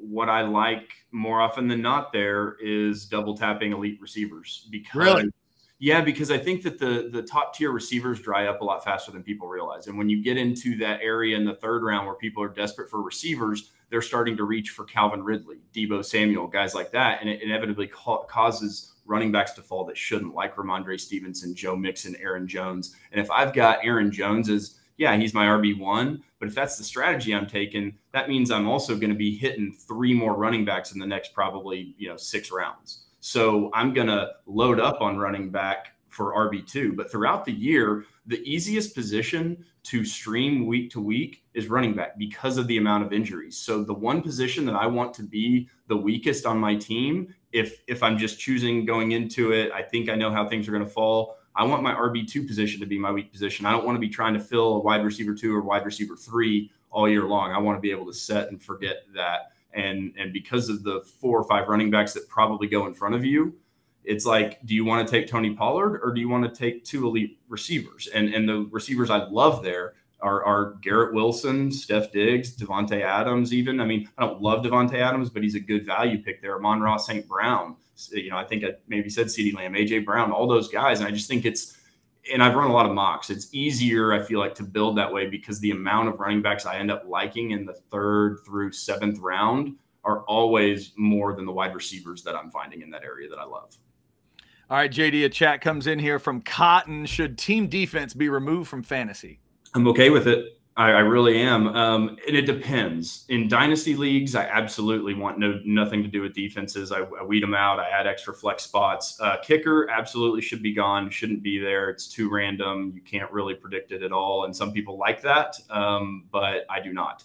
Defenses, I'm okay with removing, but really more so than removing, I like to structure the scoring to not have yards count for or against you, yards allowed, because at the end of the day, what matters is the points scored and the turnovers and the big plays. And I don't like defenses scoring negative points. So if you can structure it to where defense can score on average 10 to 15 points, might get you 2 if they have a really bad week. And if they have a crazy good week, they might get you 25, but you structure it to where they're actually a startable, fun position as opposed to the way that the standard scoring is with defenses.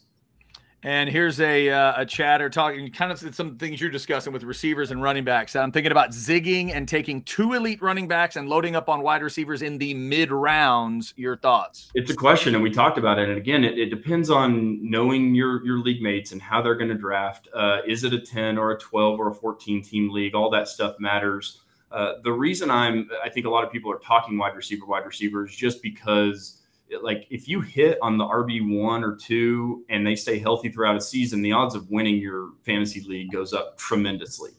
But it's really hard to find that guy, and you can't predict injuries, especially with running backs. And so wide receiver tends to be a little bit safer, especially if they're tied to a stud QB. And so, but I'm okay with that. Like, yeah, at that turn of an 8-team league, if you want to snatch Bijan Robinson and Saquon Barkley, you just have to know that what you're going to come back. You're not going to then take a quarterback in round 3. You can't take an elite quarterback. You probably shouldn't take a tight end. You need to then focus on getting receivers after the run on receivers has happened. And that's the challenging part. Again, it's Deebo or Calvin Ridley as your wide receiver 1 if you go running back. It's just a risky play, but there's nothing wrong with that strategy. All right, Ketch, I had a short one, and then there's one more chat. Did you have anything else you want to throw at JD, fantasy-wise? No, I'm good. Gotcha. Okay, one more chat here, JD, coming from Blake. Is this finally the year of Kyle Pitts? I can't quit Pitts. I always think of that meme from The Office this time of year with Steve Carell where he's saying, there's no question about it, I'm ready to get hurt again. That's how I feel about Kyle Pitts. And it's not Kyle Pitts' fault. He had the most uncatchable targets in the entire NFL last year. It's his quarterback's problem. Can Desmond Ridder step up and be that guy? He hasn't really looked great in preseason. He's been a little bit erratic. Will he be able to get the ball to Kyle Pitts? The talent's there. Is the breakout there? I don't know. I think it might take him getting an elite quarterback, and I don't have confidence that Ritter can be the guy to help him really break out. He could be better than last year. He can be 1,000 yards, and he can be a 5-touchdown guy probably, but that's probably the ceiling with Ritter at the helm. All right, JD, one more quick fantasy one from me. I'm seeing, is it fair to say that at the top of every draft, Ketch was asking about where Bijan falls in. Is it safe to say Justin Jefferson and Jamar Chase are right there at that first pick discussion for most drafts? No doubt. I mean, I think that they're the consensus 1 and 2 because of the receiver hype, and they're in a tier of their own at the top. McCaffrey is the only real player I see that gets mixed into that 2-3 position at times if people like to build with running back still. So what do you tell somebody if they say, hey, I got the first pick, man. I got the first pick out of the block. What do I do? Is there a wrong way to go amongst those 3? Like, would you rip on somebody for going CMC? What are your thoughts on that first pick? No, I wouldn't, because if you kind of look historically, after unbelievable fantasy seasons, people rarely repeat that. And Jefferson's had 2 pretty unbelievable seasons in a row, and the odds are not in his favor to repeat that. But the volume is there. The defense is terrible. They're going to have to play from behind. So all of those kind of items really add up to, okay, I should take Jefferson. I think I don't have any problem if you take Jamar Chase instead of Jefferson. And if you take CMC, you know what you're doing. You must have receivers that you like in the mid rounds that you don't think others are targeting, and they're going to fall to you a little bit later in the draft. I don't have a problem with it, but I still think personally with 1 or 2, I'm taking Jefferson or Chase. And I think it's 1A, 1B. And before we let you go, give me a thought on your Texas Longhorns this year. We're getting ready. We're 3 days away. I know you're excited. By the way, very nice backdrop there. Love the Capitol in the background. Thank you. I appreciate it. We don't have a lot to show off on our walls, and I figured this would be the best one. I actually spent some time thinking about it, Chad, because I didn't get to talk about all your mini helmets in your background. I love that too. Well, thank you. I appreciate it. So Ketch and I are both in the 9 and 3 club. Where are you? Are you a little above that? Are you in that 10 or 11 discussion for the Texans? So we had this discussion in our office the other day because we have a lot of haters and we have a lot of Longhorns. So it goes both ways. And every year they pick the number of wins. And I said 9. 9 was what I said. And then I kind of went through it and that's where I am. I think that there's a lot more people that are a lot higher than we are. I think there's a lot of people drinking the Kool-Aid, and I wish I could. It's just, we talked about that meme. No question about it. I'm ready to get hurt again. That's sometimes how I feel as well. And I'm cautiously optimistic. I think we could be really, really good, and we're going to learn pretty early, week 2 probably, just how good we can be. Very cool. There he is, J.D. Lewis. If we didn't get to your question, at J.D. Lewis FF on Twitter. He's thinking about fantasy as much or more than you are. Trust me. Trust me. JD, best of luck getting it all cranked up, man. We'll hit you down the road. Thank you, brother. Thanks, guys. Catch. Good luck with the league. There it is. It's just the league all by himself. Just one league. So, Ketch, let me make sure I heard you correct. You said your team is called On the Turn? No. What's the team name? I haven't decided. Okay. It was Sexual Chocolate for 20 years. And then I decided I hadn't won a championship in 10 years. So last year I was over the top, and I had a picture of Bull Hurley from Over the Top as my avatar. Okay. What if we get Mark Henry on the show and interview him? Do you feel like that could bring back some Sexual Chocolate energy and you'd go back to that? Well, I was Sexual Chocolate for Coming to America. Okay. Sexual Chocolate! Sexual Chocolate!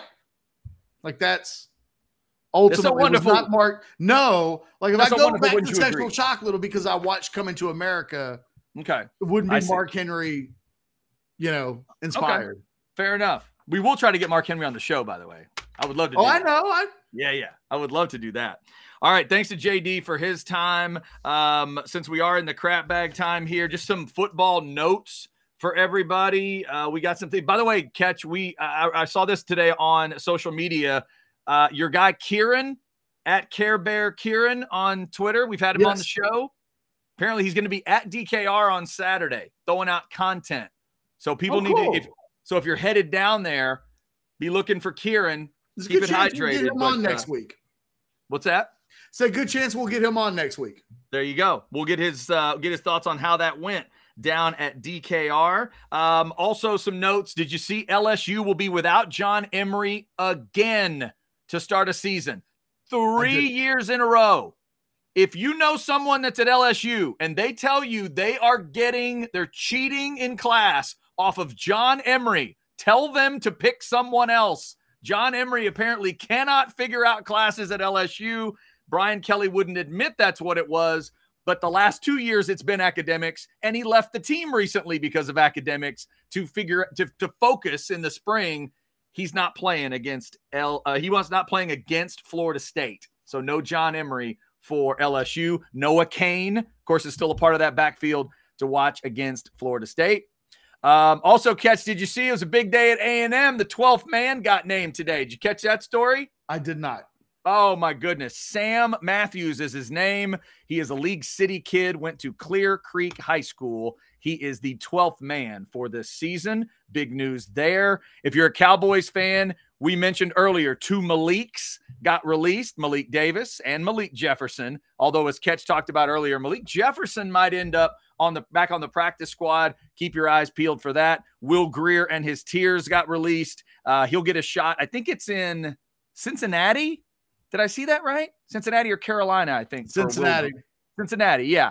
Tyron Johnson, who was at Oklahoma State, he got released. This one was a little surprising to me, Ketch, but Jabril Cox, already gone. 21 draft, kind of speaks to what DeMarvion Overshown did, but with the Overshown injury, I would have thought Dan Quinn hangs on to Jabril Cox, but he didn't do it.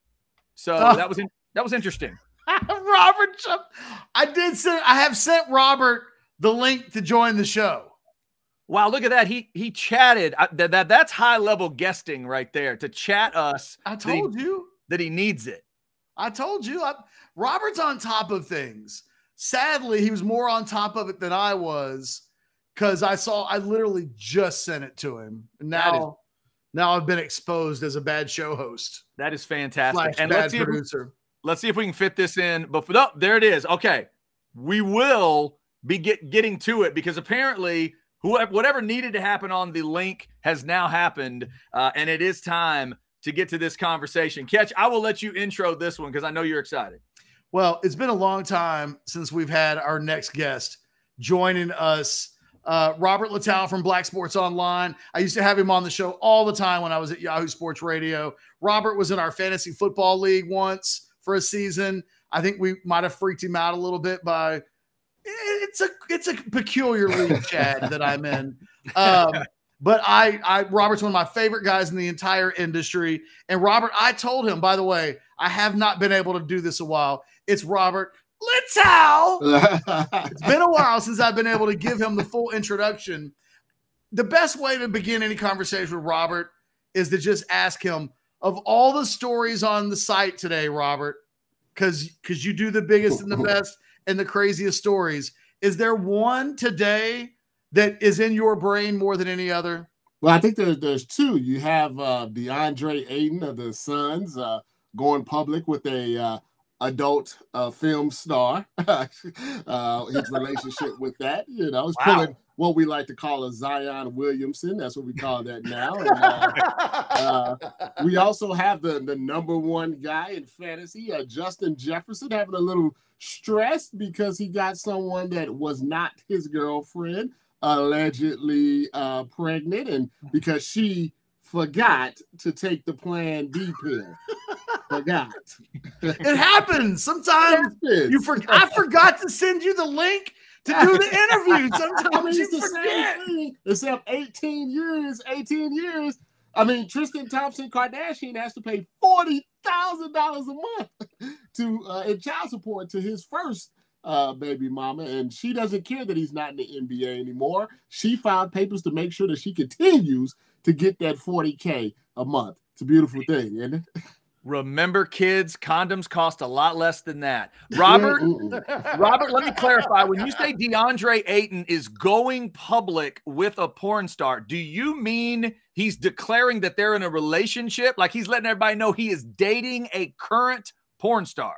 Correct. Normally, this all happens behind the scenes, as you know. This stuff doesn't get out into the light, but he's out there eating chicken wings and drinking wine and brushing her hair. You don't brush a woman's hair unless you are serious. He's shirtless, brushing her hair. I don't know. You can't be any more committed than that.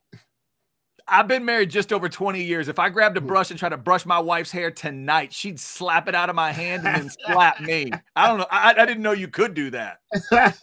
Hey, my Robert, wife said if I even thought about something like that with somebody else, she would just kill me.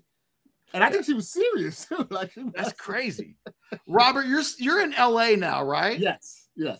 When I first started talking to Robert, he was back in his Ohio days. Anytime I have him on around the start of football season, I got to ask you about your Buckeyes. How you feeling about the start of college football? Is there anything Buckeyes related or non-Buckeyes related that's got your interest peaked?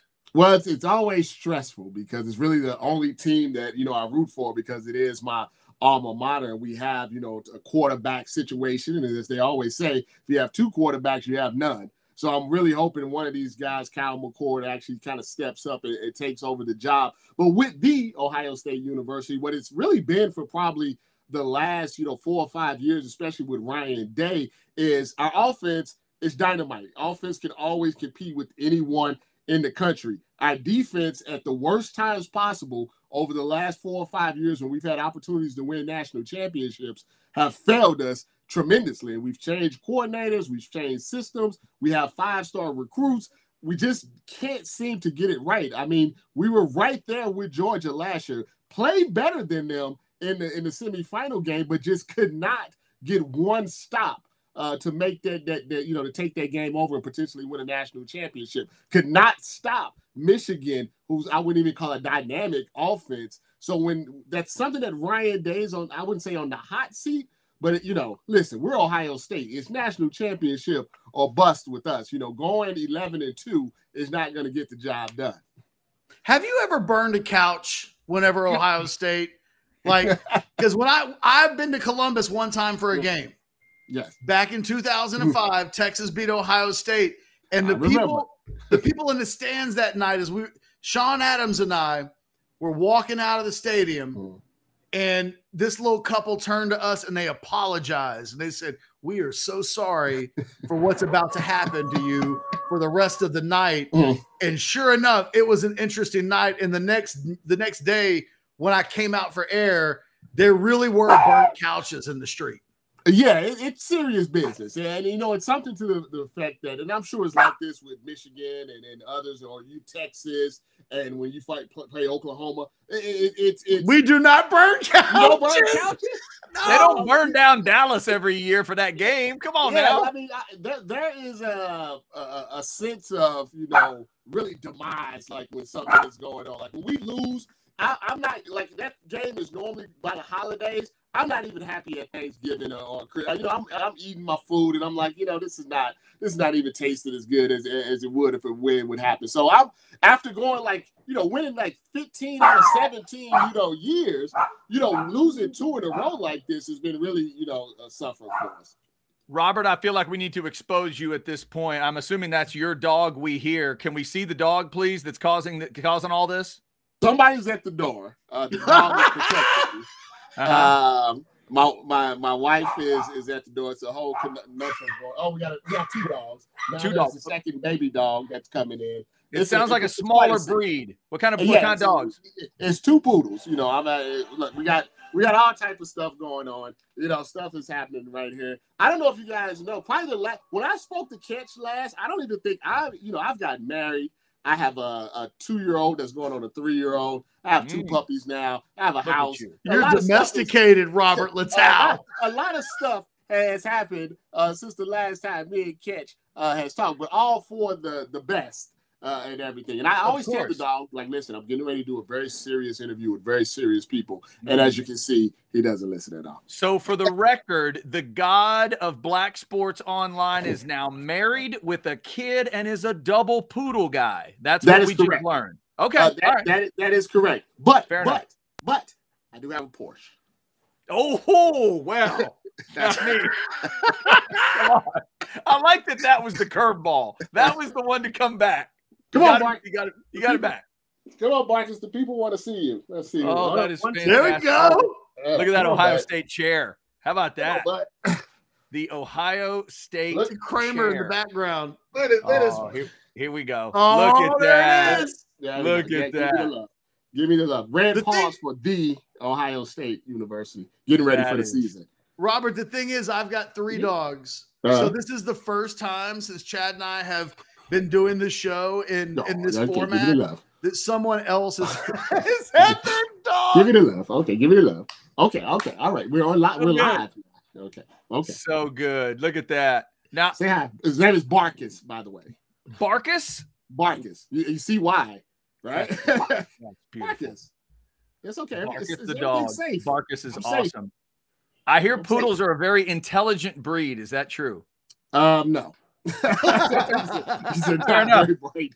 No, they're very loving. They're very sweet, and they're very loyal. But I would not say that they're the brightest. Okay, fair enough. Robert, since you're in LA now, and I usually see you, I think where I see you the most is post game in the Lakers. Yeah. Whenever LeBron gets asked an interesting question, it's usually Robert in the background. You will see him all the time asking LeBron the question that needs to be asked, that the people want asked, I think is important to say. Robert, with regards to college football, what is LA like right now? I mean, USC is good. UCLA is kind of interesting, but they're getting ready to go to the Big Ten. You've got the splitting of the conferences and everything. What's it like living? You are a college football fan, living in LA. So to you, that is what? It's interesting. They don't like it. They don't like the whole Big Ten thing. They're kind of elitist, out here. So it's like, we're Pac-12, we're, Cali. Like it's a thing. And Big Ten is seen more like, I'm from the Midwest. I'm from Ohio, from St. Louis, Missouri. It's a little more, it's not as cool, quote unquote.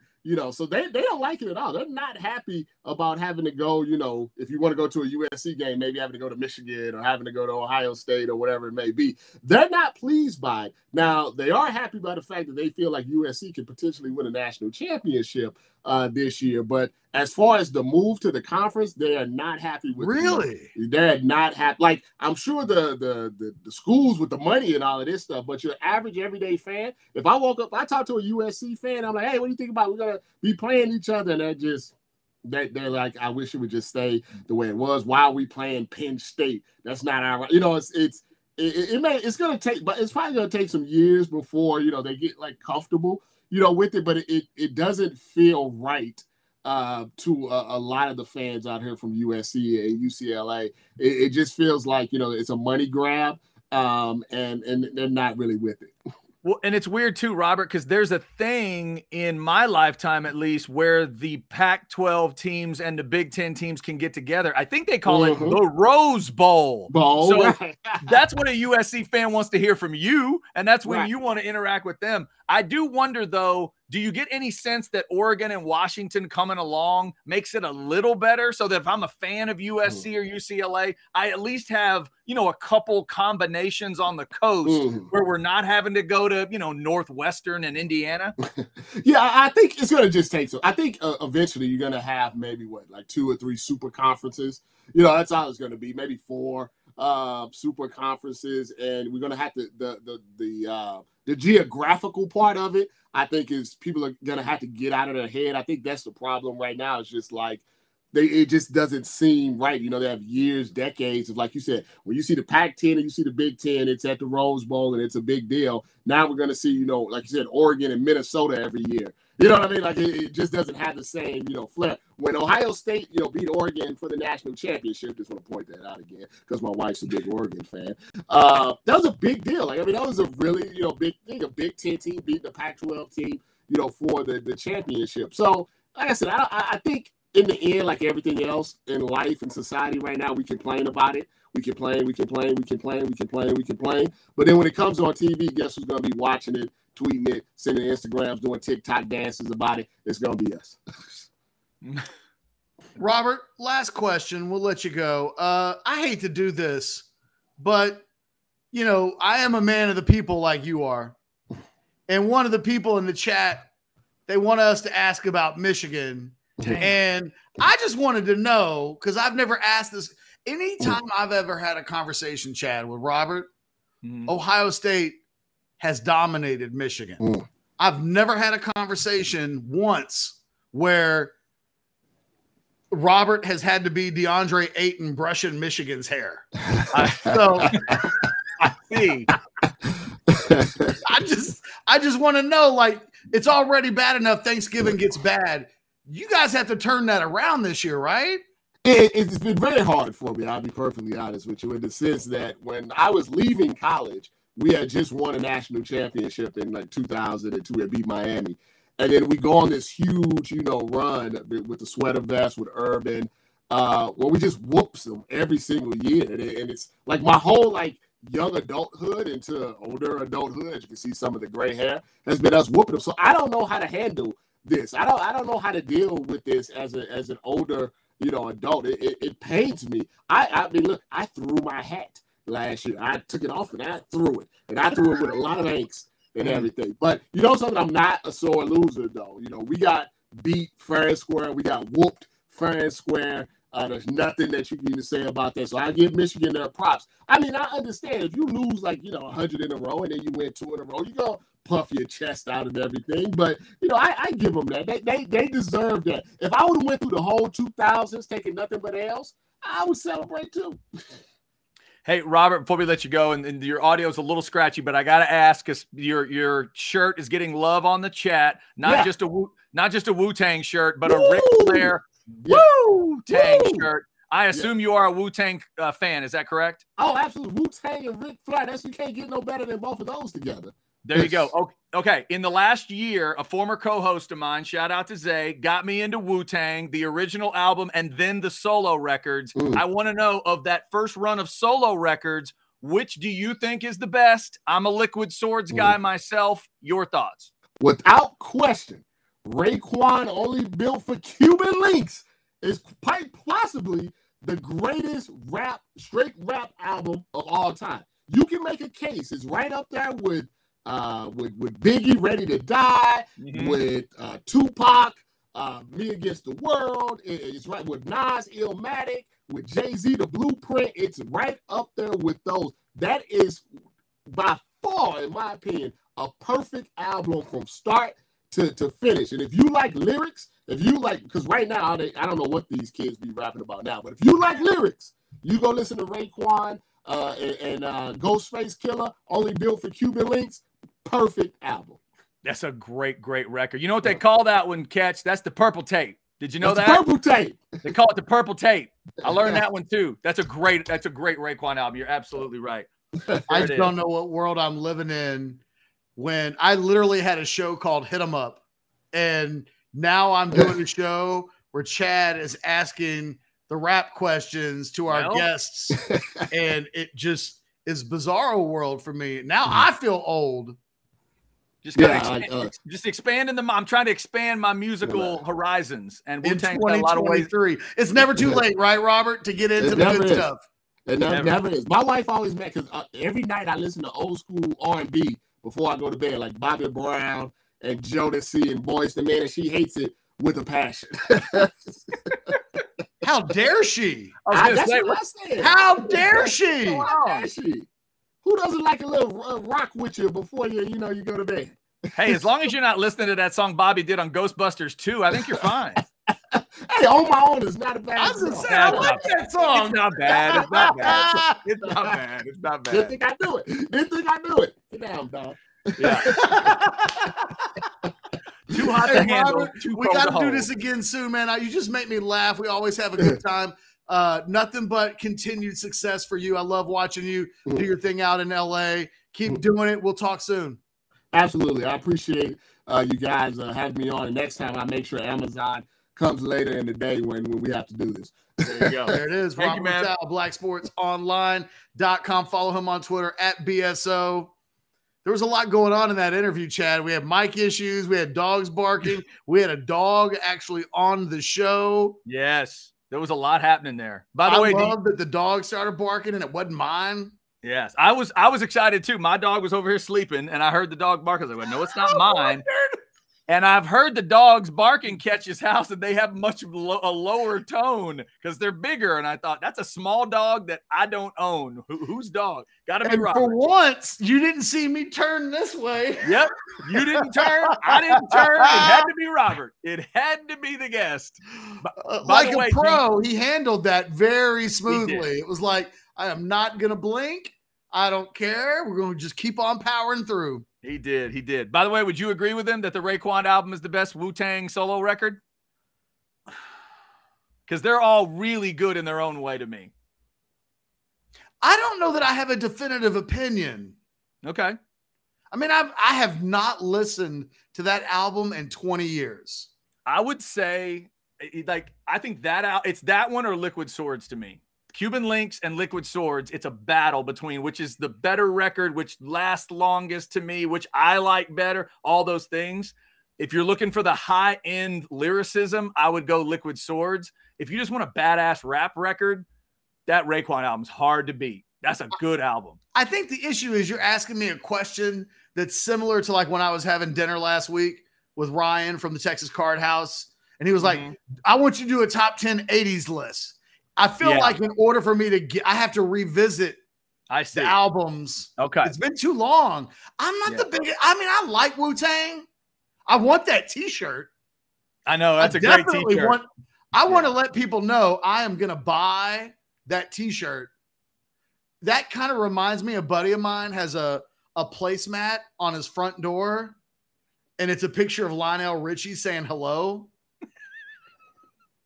Seriously.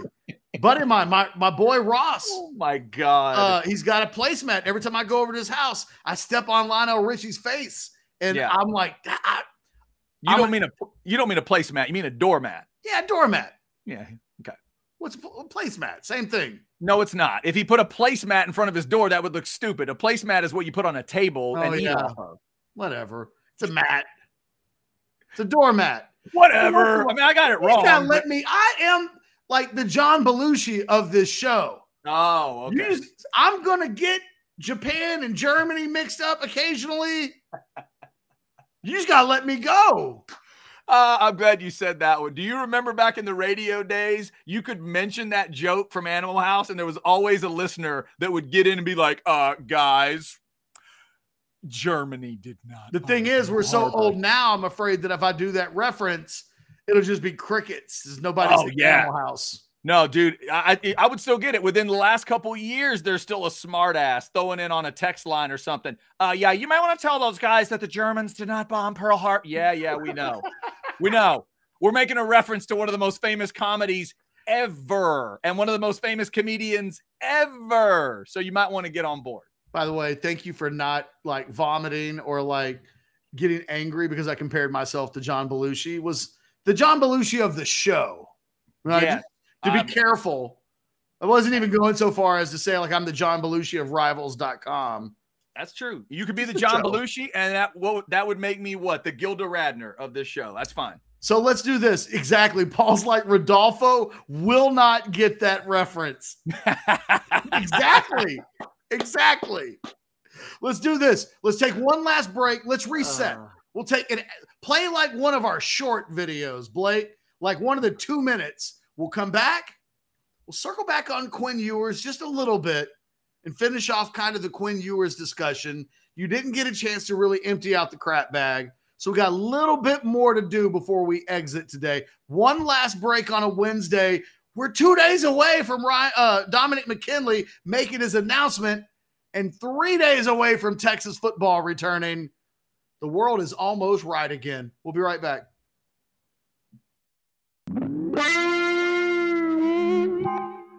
This Orangebloods recruiting flashback focuses on one of the best wide receivers to ever play on the 40 acres, former Odessa Permian star Roy Williams. One of the all-time greats out of West Texas, Williams was one of the last great players to come out of Permian and the Little Southwest Conference, a school and district in West Texas that helped inspire the movie and TV show Friday Night Lights. Williams' prowess as a receiver, defensive back, and track star made him perhaps the single best talent to ever come out of that part of the state.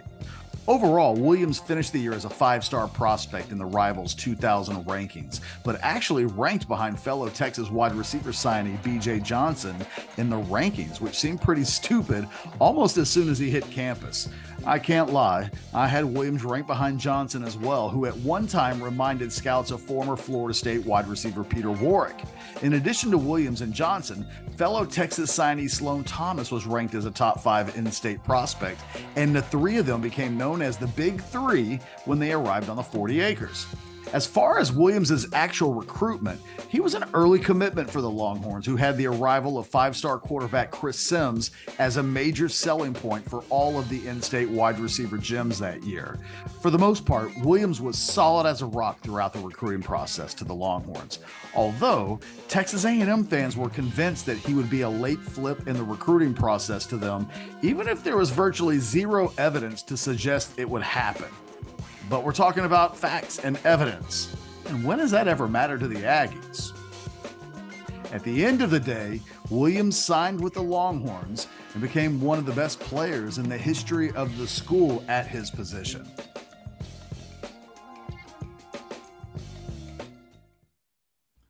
Perfectly, expertly done by our man Blake, because he knows that tonight on The Outsiders, B.J. Johnson will join the Outsiders crew. Last week, it was Roy Williams. This week, it's B.J. Johnson. There you go. 9 o'clock tonight. The Outsiders with myself, Chance Mott, Bo Edge, along with Jason Dick, and also our man Chris Abbott. We will be on the show. Get your chats in. It's a What You Drinking Wednesday, and I'm hearing that B.J. Johnson might be drinking something strong. Find out tonight at 9:15 when we have B.J. Johnson on. And, of course, you also have Football with Friends coming up with Alex Dunlap at 3:30 this afternoon, 3 days away from Texas and Rice. All right, Ketch, what do we need to do before we get out of here? What are we cleaning up? Well, sorry.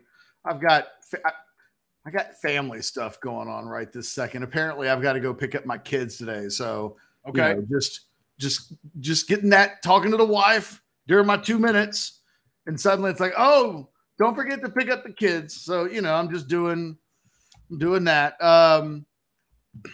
Ewers. Let's go back to Quinn Ewers quickly before we wrap up the show. Okay. Maybe a few minutes early today because I do have to go do the kids. Hasn't been discussed, and maybe we don't have enough time to fully get into it. What do you think about his football playing frame right now? Any concerns at all for you that he's in too good a shape? If such a thing could ever be possible, you know, I think about Dan Neal. You see Dan Neal today? Oh, yeah. And he's like a normal human being. But like to play football, he had to weigh close to 300 pounds, right, to play in the NFL. Quinn Ewers we've been having this conversation about Quinn Ewers' legacy and things he has to do and what do we want to see. Are there any concerns for you at all that he needs a little bit more fat on him? No. For me, no. I was at Big 12 Media Days, and I saw the shape that he's put himself in. That felt like a quarterback walking in. Good. He felt like every bit of a quarterback walking in. The confidence was there. Just an aura about him was a little different. Like I like to talk about, I think the eyes have softened up a little bit for him dealing with the media. I remember him in the years previous where it felt like he was a little frazzled by the whole thing. Things had calmed down for Quinn. So I don't have that worry. I think once he gets out there, I think he's going to look the part. I mean, he's not a huge guy to start with, but I don't think he's going to look slight when he's out there. So I don't have the concern myself. He's kind of reminds me of Brock Purdy a little bit. That from a size standpoint, I do wonder if NFL teams are going to see him in the evaluation process and wonder about him physically. But when you're evaluating like Brock Purdy for college to NFL, if you have an issue, that's not it, is it? It's not frame. No, I'm just talking about body style. Like Brock Purdy, I look at Brock Purdy and sometimes wonder, does he need to eat a few ham sandwiches? Interesting. See, I've never looked at Brock Purdy that way. So that just may be a difference with the way we're perceiving him. I never thought that about Brock Purdy. When I hear Brock Purdy's name, thought to yourself, that's a skinny quarterback. Yeah, when I see Brock Purdy, it's all about the mental side of the game and the way he reads the game and the way the offense looks. But I don't think the two are similar at all, other than when I look at them, I do wonder. And look, I think one of the questions about Brock Purdy is he's legitimately an NFL starter now in San Francisco. Is he physically going to be able to hold up? Yeah. I don't know. I do have that question I'm just being honest with Quinn Ewers. Man, I want him to play all 12 games. I do wonder, maybe it's because I'm used to seeing pretty stout. You think about quarterbacks at Texas, Chance Mock was stout. Oh, yeah. Absolutely. Chris Sims was a big dude. Yeah. Vince Young's a big dude. Mm-hmm. We've seen Tyrone Swoops. We've seen obviously Ellinger is a guy. Sam wasn't a small dude. Sam's the furthest thing away from a small dude. Yeah. I think Quinn falls into the Colt McCoy category of he's not the biggest dude in the world, although he's got a rocket on his arm, on his shoulder that is bigger than anything that I think Colt ever had from a arm strength standpoint. But physically, there are times when I've watched Colt McCoy play in the NFL and I've thought, oh, he's not built for that.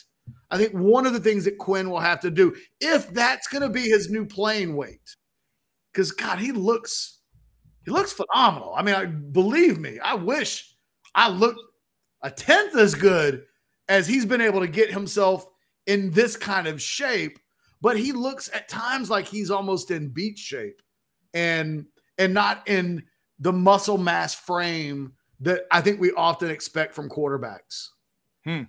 Maybe not. Like, ultimately, that's also a big, he got hurt last year and his body proportions and his size didn't have a whole lot to do with that, right? I mean, he got power driven into the ground and suffered that kind of injury. We saw Sam Bradford have that injury when he was at Oklahoma as a senior, and Bradford's a big kid. So that a year ago isn't so much about that. I just wonder over the course of a 12-game season and then going into the NFL where it's a 17-game season, I've had those concerns about Kyler, though, too.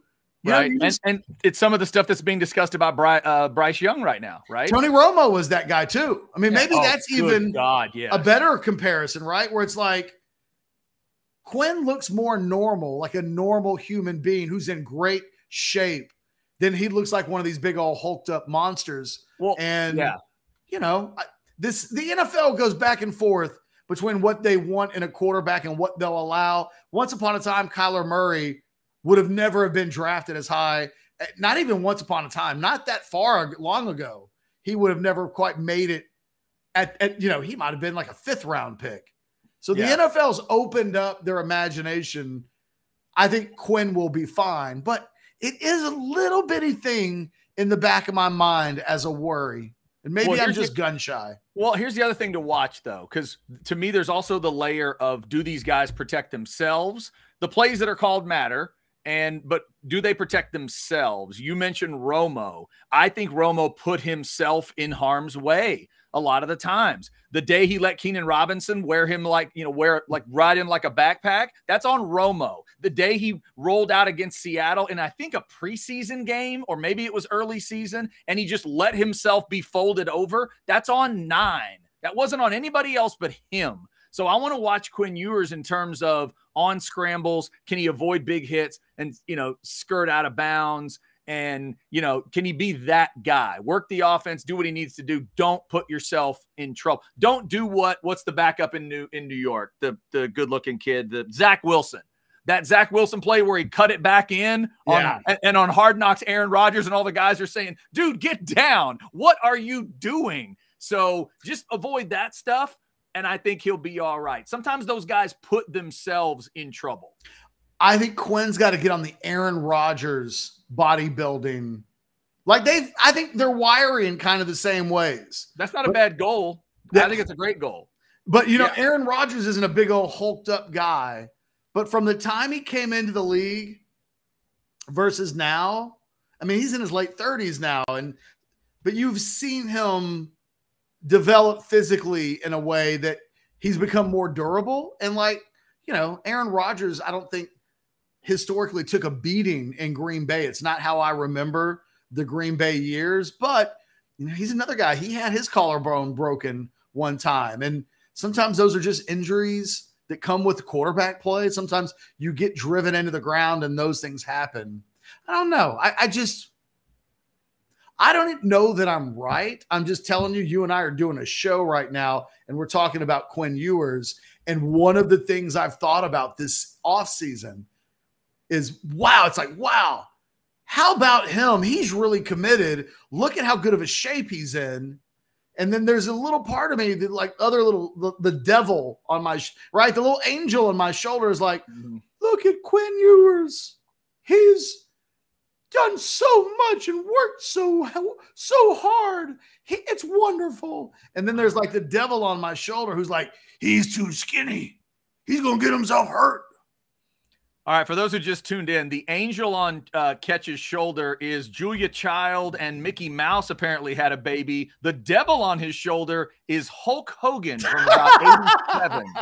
That was weird. That was very What you going to do when Quinn Ewers gets too skinny for you? Oh, yeah. I think he needs to do the right thing. I don't know, brother. I just do the drugs.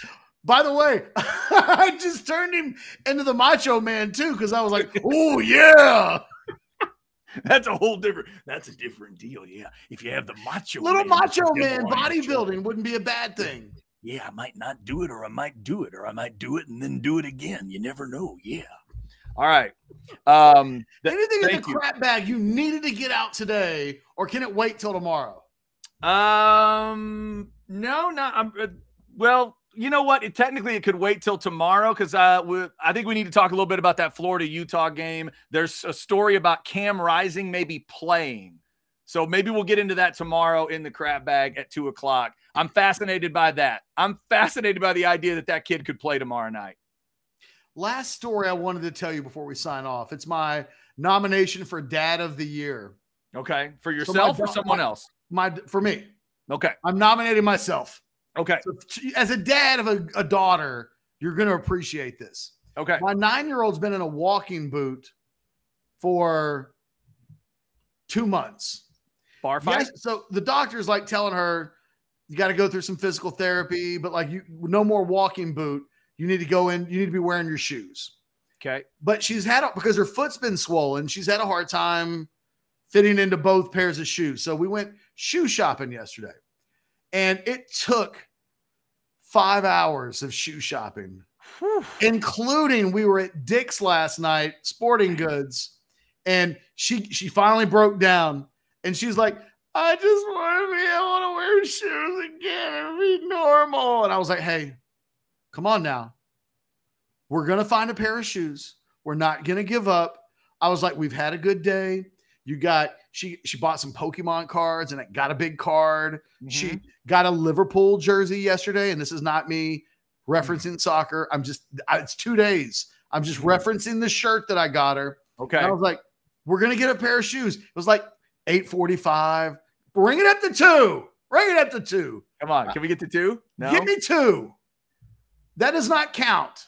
Yeah, I agree. Blake I'm going to allow that with me. Blake, I'll allow it. I'm going to allow that one. I'll allow that. I think we're at 2. Blake, that's kind of thing to get job security in trouble. Never mind that you can do all kinds of stuff that we can't do. Come on, you're going to not give me a 2. Boy, anyway. So at the end, the last pair of shoes, we got her like some KD 5s. Nice. And then when I was done, she looked like she was 100 feet tall because she had her Liverpool jersey and some new KDs. And she said, tomorrow, when I see Bruce at school, my drip is going to be so shiny, it's going to look like I'm the sun.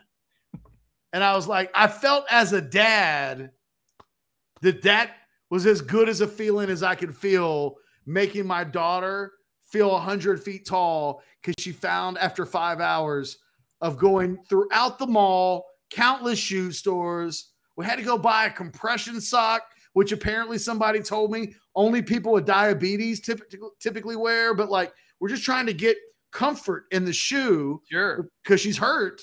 And we finally got there. Oh! Come on. Let's go. We can do it. I don't care who you are, Chad Hastings. That's funny. That's good right there. That's good. That is good. That's good. We'll take that asterisk. We will accept that asterisk. Ketch, as far as I'm concerned, I will vote for you I'll vote for you for Father of the Year, because anybody who makes their kid feel like the son has to be Parent of the Year. So I'm a daddy's girl. I love you, Daddy. And I was like, oh. By the way, Senior Bowl director Jim Nagy is on with Alex today at 3:30. Woo, that's some nerdy football stuff waiting to happen right there, kids. What Alex was excited about was he was like, we're going to get Jim on, and I'm going to ask Jim about all these Texas guys, and he's going to not BS any of it. Like, if you want to know what the NFL thinks about Texas players, the Senior Bowl director will be on with Alex today, and Alex is going to specifically ask him about a number of guys, and Jim Nagy is not going to BS it. He's going to keep it real. I have a feeling that's a conversation that every Texas fan is probably going to have some interest in. It should be good. Yeah, he'll be handing out more than Reese's peanut butter cups at 3:30. He's going to be handing out some truth, lots of truth nuggets at 3:30. But he likes some Texas players, I've heard. So stay tuned for that. Yeah. Chad, wrap us up. All right. It is the end of a Wednesday show. We just mentioned that. Jim Nagy coming up at 3:30 with Alex. Football with Friends tonight at 9. The Outsiders crew. I'm going to be rocking the white poncho, the Del Rio shirt, one of those Colt McCoy shirts we show you. I'll be rocking that one. And BJ Johnson joins us right about 9:15. Outsiders 9 to 10. Remember, we're Monday, Wednesday, and Thursday now that we are into a game week. Thanks to everybody for being a part of it today. For Robert Littall and his incredible dog. For Cole Patterson helping out with the Dominick McKinley thing. To the chatters, remember, I have nothing to do with this. Please don't blame me for Dominick McKinley if he ends up going to A&M. For General Booty and his underwear commercial that gave us a little love, and for Dana Holgerson for running his mouth. We will talk to you tomorrow on a Thursday show. Thanks to Blake, the producer, for getting it done and giving us credit for 2 days of you know what. Have a good one. See ya.